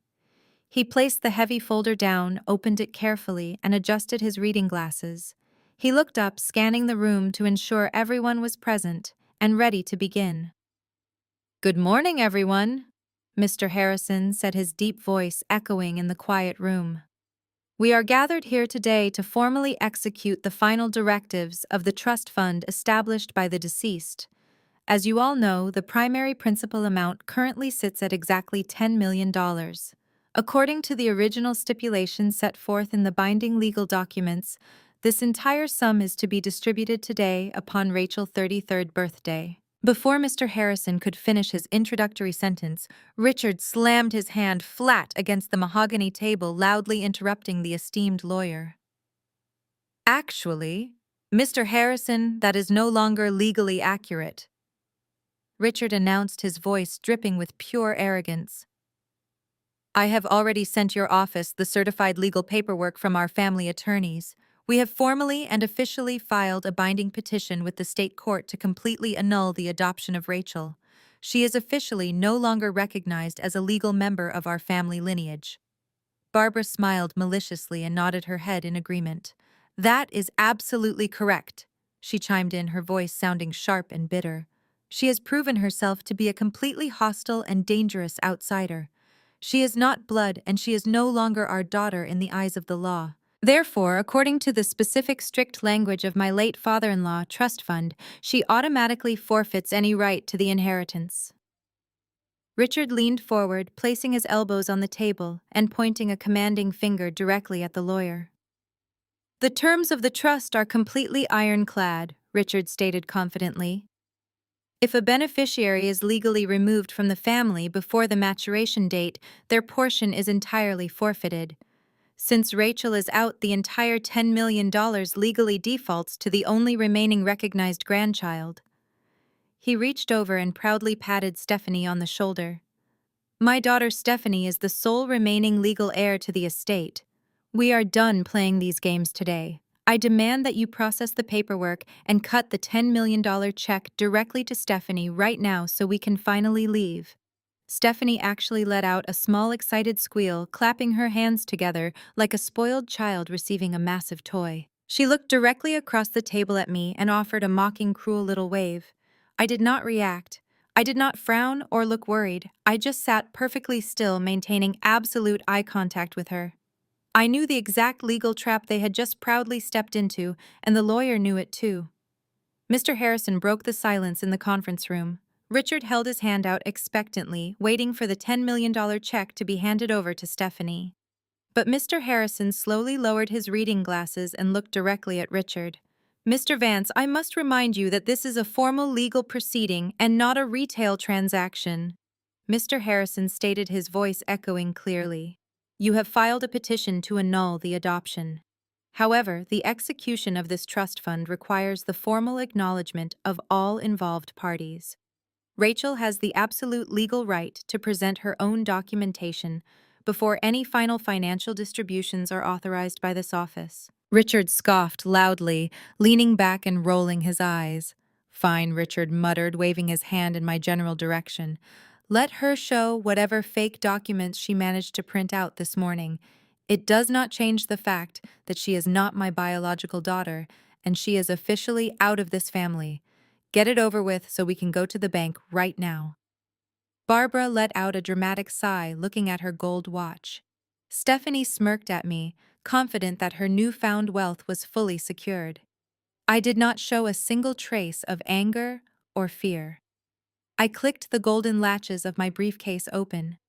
The sharp metallic sound echoed in the quiet room. I reached deep inside and pulled out a thick, heavily sealed manila folder. It was stamped with the official red wax seal of the State Medical Board and the Department of Vital Records.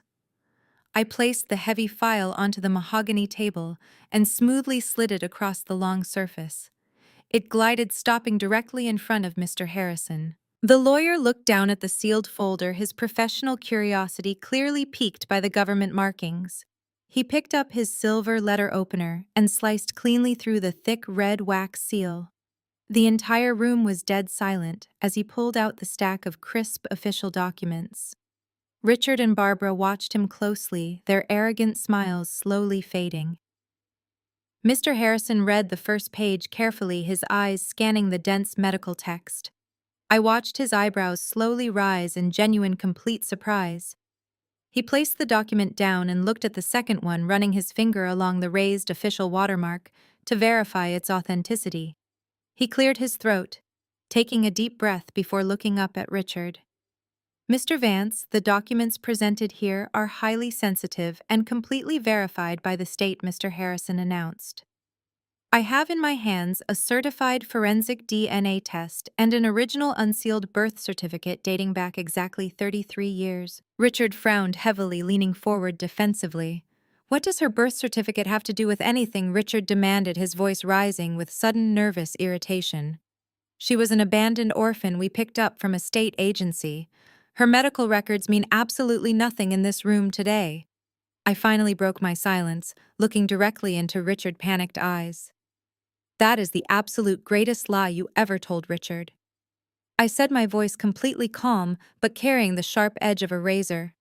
I was never a random orphan, and you never picked me up from a state agency. I stood up slowly, placing my hands flat on the table, leaning toward my adoptive family. Mr. Harrison, please read the names of my biological parents listed on that original state-certified birth certificate, I requested clearly. Mr. Harrison looked down at the heavy document. The biological mother is listed as Catherine Brooks, he read aloud. The biological father is listed as Jonathan Vance. The name dropped into the quiet conference room like a massive bomb exploding. Barbara gasped loudly, her hands flying up to cover her mouth in shock. Stephanie looked wildly between her parents, confused by the sudden terror washing over their pale faces. Richard's face turned completely gray. All the blood drained from his cheeks, and he looked as though the floor had just opened up beneath him. He tried to speak, but made no sound. Jonathan Vance was Richard's older brother. I explained, my voice echoing flawlessly in the dead silence. He was the firstborn son, the actual golden child of this family, and the true pride and joy of my grandfather. When Jonathan and his wife Catherine died in a tragic, fatal car accident, they left behind an infant daughter. They left behind me. You did not adopt me because you felt sorry for a poor orphan, Richard, I continued. You adopted me because you knew exactly how much our grandfather loved his firstborn son. You knew that as Jonathan's only surviving child, I was the rightful primary heir to his fortune.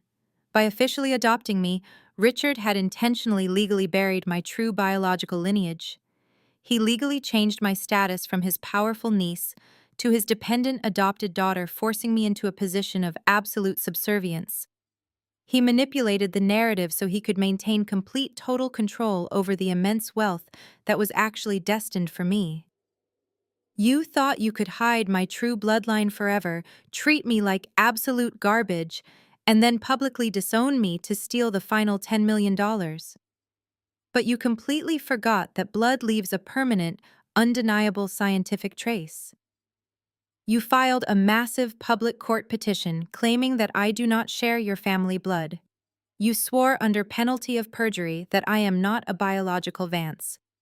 But this certified DNA test proves with absolute scientific certainty that I possess the exact same bloodline as your deceased brother. Richard was paralyzed, gripping the armrests of his chair as his fraudulent life shattered.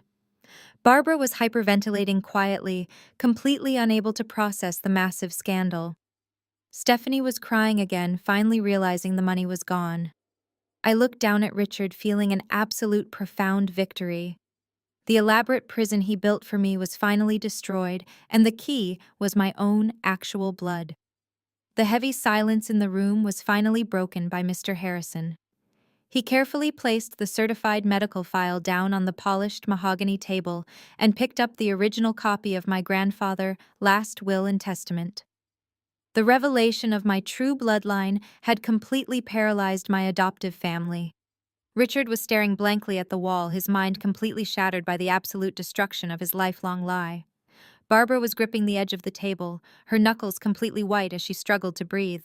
Stephanie simply looked back and forth between her parents, waiting for someone to fix the situation, but nobody spoke. Mr. Harrison cleared his throat and adjusted his reading glasses. Mr. Vance, the documents presented here fundamentally changed the legal standing of this entire proceeding, he announced in a very calm and measured tone. When your father established this $10 million trust fund, he included a highly specific hidden addendum. This clause was placed under strict legal seal. It was only to be opened and executed under a very precise set of circumstances. Your father was a brilliant and extremely cautious man. It appears he anticipated that this exact situation might eventually occur after his passing. Richard finally snapped out of his paralyzed state. What addendum? Richard demanded, his voice cracking with pure panic. I read the entire will a decade ago. There was no hidden addendum.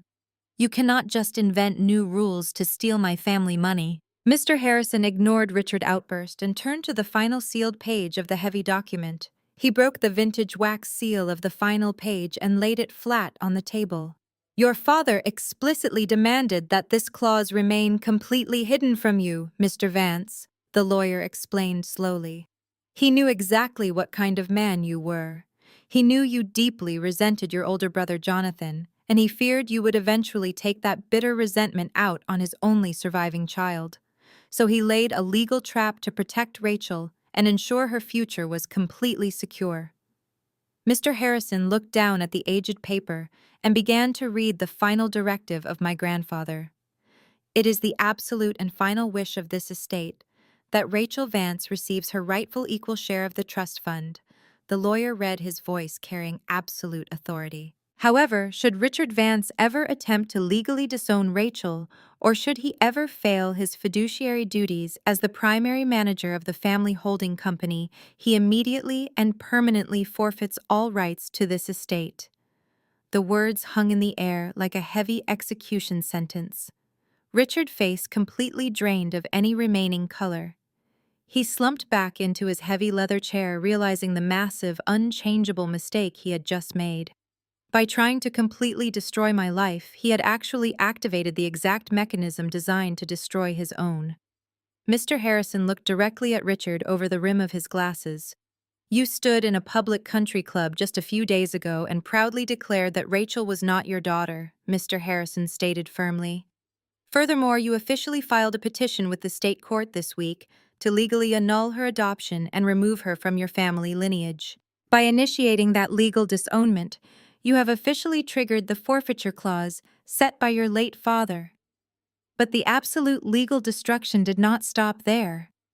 I reached back into my leather briefcase and pulled out the encrypted flash drive containing the massive 400-page financial autopsy. I slid the small digital drive across the table directly to Mr. Harrison.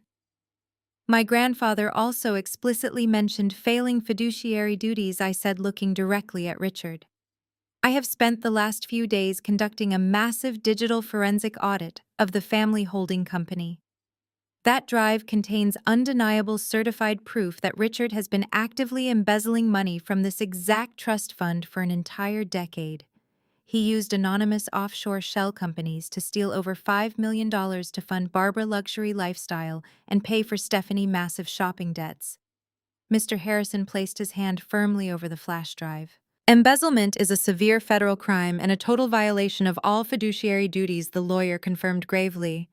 Based on the strict language of the addendum and your own documented actions, you have completely forfeited your entire share of this inheritance, Mr. Vance. Your legal petition to disown Rachel actually legally removed you from the trust fund. The lawyer turned his attention away from Richard and looked directly at me, offering a very respectful nod. Therefore, according to the binding instructions of the deceased, the entirety of the remaining trust fund now legally defaults to the sole remaining victimized heir, Mr. Harrison announced clearly. Rachel, you are now the sole absolute heir to the entire $10 million estate. The moment the lawyer confirmed the massive financial transfer, Stephanie absolutely lost her mind. She jumped out of her heavy leather chair, her face turning a dark shade of red. No, she screamed at the top of her lungs, her voice echoing wildly around the professional conference room. That is my money. You cannot give her my money. I am the real daughter. Jamal ruined our finances and I need that $10 million to pay off his terrible debts. You are stealing my entire future. Stephanie began sobbing hysterically, throwing her luxury designer handbag onto the polished table. Barbara buried her face in her hands, crying genuine tears of absolute despair as her wealthy high society future completely evaporated. Richard just sat there, completely silent and broken. He had spent 10 years stealing from his dead brother-child and carefully plotting to take the rest.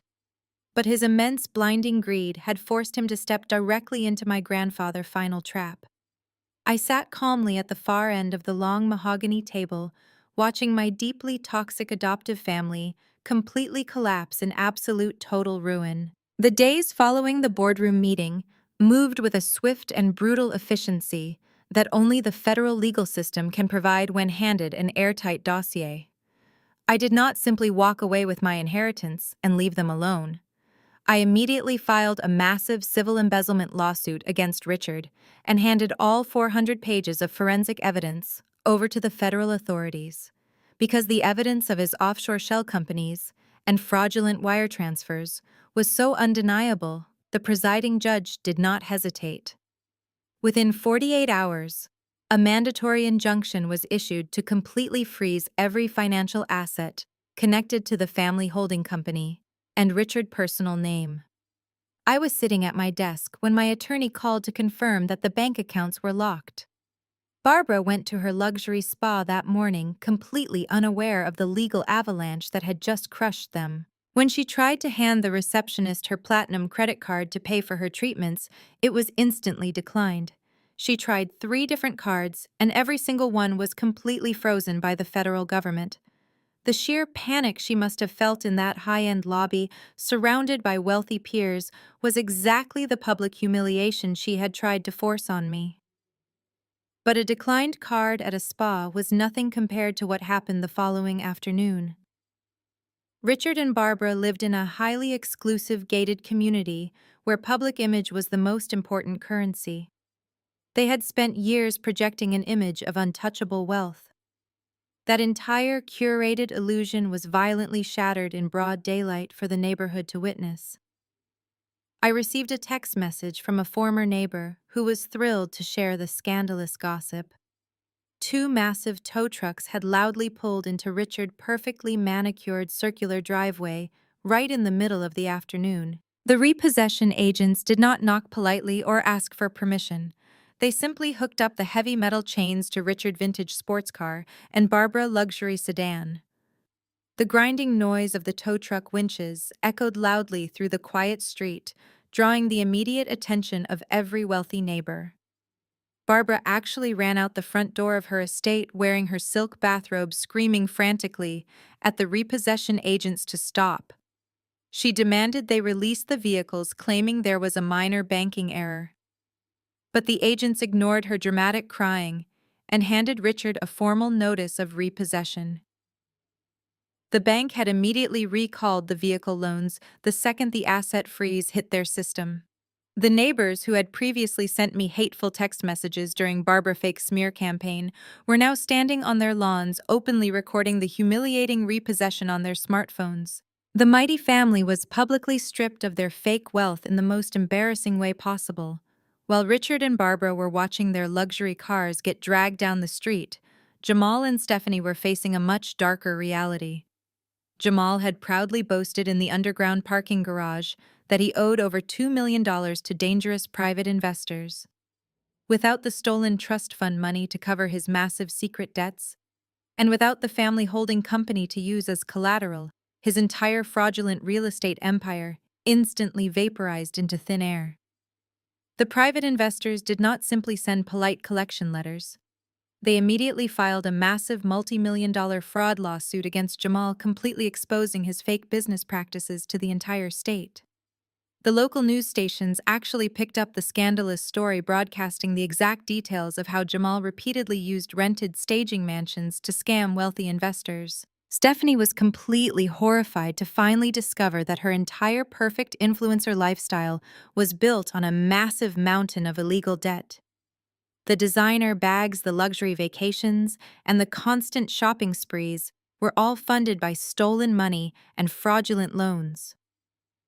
When the legal notices began arriving at their rented townhouse, Stephanie realized that the bank was coming to seize absolutely everything she owned to pay off Jamal angry creditors. In a desperate panic to avoid complete total financial destruction, Stephanie and Jamal were officially forced to declare bankruptcy. Their credit was permanently destroyed, and their social standing was completely obliterated. The absolute total collapse of their entire fraudulent world left them with absolutely no options and nowhere to run. Their wealthy country club friends completely abandoned them, refusing to return their phone calls or offer any financial assistance. They were entirely isolated and facing the terrifying reality of federal prison and total bankruptcy. And that is exactly when my personal phone began to ring. I was sitting peacefully in the living room of my beautiful new penthouse apartment, looking out over the glowing city skyline when the first call came through. I did not answer it. I simply watched the bright screen light up with Richard's name and let it go directly to voicemail. 10 minutes later, Barbara called. Then Stephanie called. The notifications kept popping up on my screen one after another. After about an hour, the frantic calling finally stopped. I poured myself a glass of expensive red wine, sat down on my comfortable velvet sofa, and pressed the play button on my voicemail application. The audio messages were an absolute symphony of pure, desperate panic. Richard was the first voicemail. "Rachel, please pick up the phone," he begged, his voice cracking with genuine fear. "The federal agents are auditing the holding company, and the bank took our cars today. You have to call your lawyers and drop this embezzlement lawsuit. We can work this out privately. I will do whatever you want, just please do not let them send me to prison." The next voicemail was from Barbara. She was sobbing hysterically, completely abandoning her arrogant high society persona. "Rachel, my sweet girl, please, you have to help us," she cried loudly into the receiver. "Our accounts are completely frozen, and the country club revoked our membership. We have absolutely no money left for groceries or legal fees. You have your $10 million now, so please just share a little bit of it with us. We are so sorry for everything we did to you. Please give us a second chance because we are family, and family always forgives each other." The final voicemail was from Stephanie. "Rachel, please, Jamal. Investors are taking everything we own." Stephanie whimpered, her voice shaking uncontrollably. "We had to file for bankruptcy today, and I am so scared.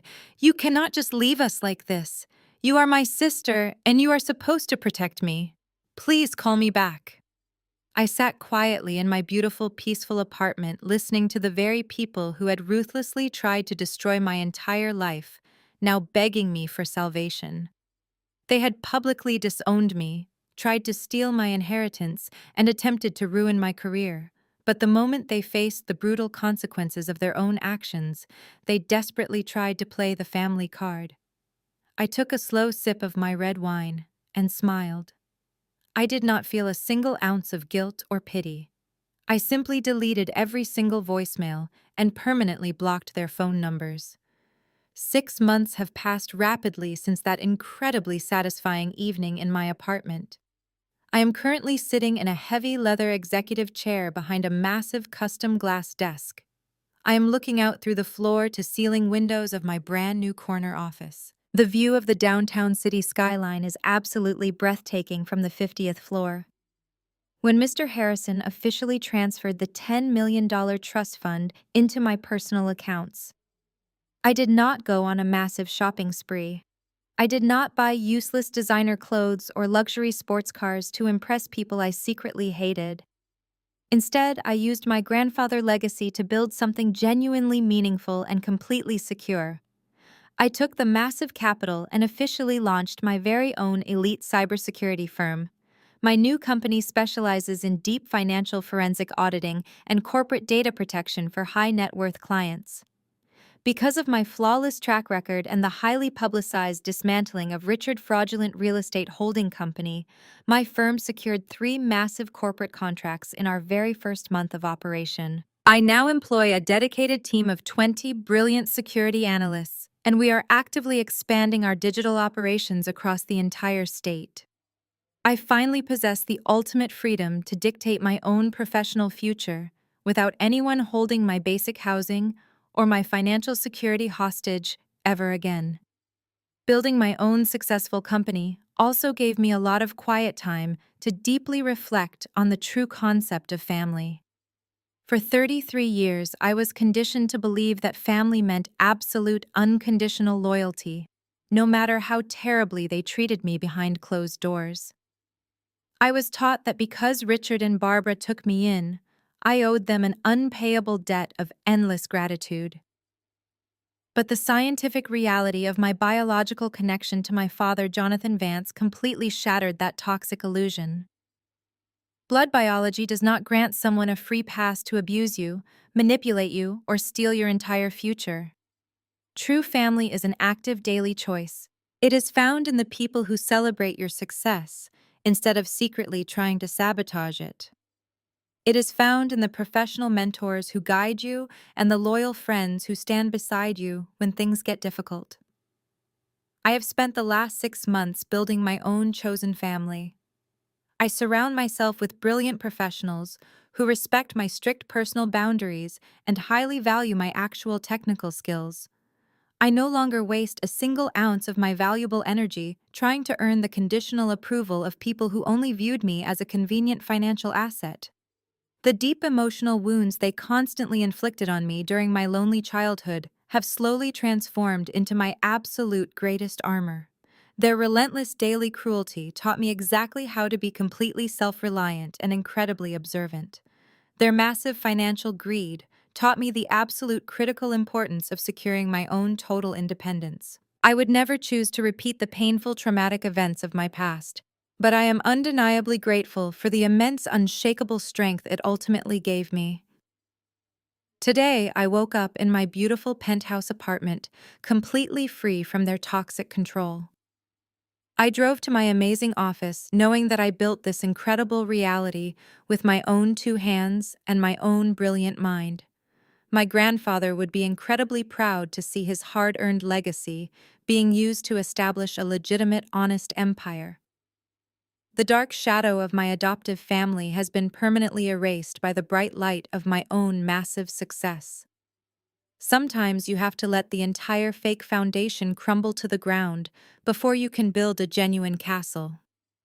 They tried to bury me, but they did not realize I was a seed ready to grow into something completely unstoppable. I always want you to remember that your worth is never determined by the people who fail to see your true value. The moment you stop seeking validation from those who are committed to misunderstanding you is the exact moment you reclaim your ultimate power.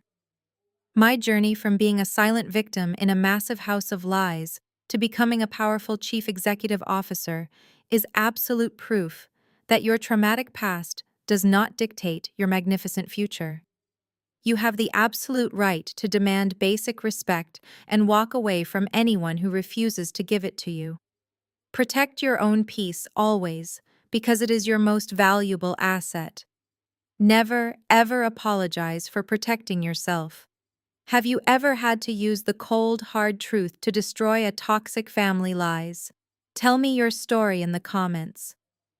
The most powerful lesson we can extract from Rachel's incredible journey is that biological connections do not obligate you to endure psychological abuse or financial exploitation. Society often pushes the dangerous narrative that family must remain together no matter how toxic the environment becomes. However, this story brilliantly illustrates that establishing strict personal boundaries is not an act of cruelty, but a necessary act of profound self-preservation. Rachel's victory was not simply about acquiring a $10 million inheritance. It was about reclaiming her identity and leveraging undeniable truth to dismantle a decade of carefully orchestrated manipulation. When you stop accepting the false guilt projected onto you by abusers, you completely remove their power over your life. Furthermore, financial independence is the ultimate shield against exploitation. By building her own successful career and relying on her own exceptional skills, Rachel ensured that she could never be held hostage by greedy individuals again. She teaches us that the family we actively choose is far more valuable than the family we inherit. You are absolutely allowed to walk away from people who continuously disrespect your existence. You are allowed to build your own sanctuary filled with people who genuinely celebrate your accomplishments. If this empowering story resonated with your own personal struggles, please do not hesitate to hit the like button and subscribe to our channel right now. We post incredible stories of resilience, triumph, and justice every single week to remind you that you are never alone. Have you ever successfully set a boundary that completely changed your life for the better? We would absolutely love to hear your inspiring experiences. Share your personal victories in the comments section below and join our amazing supportive community today. Your story could be the exact motivation someone else desperately needs to hear.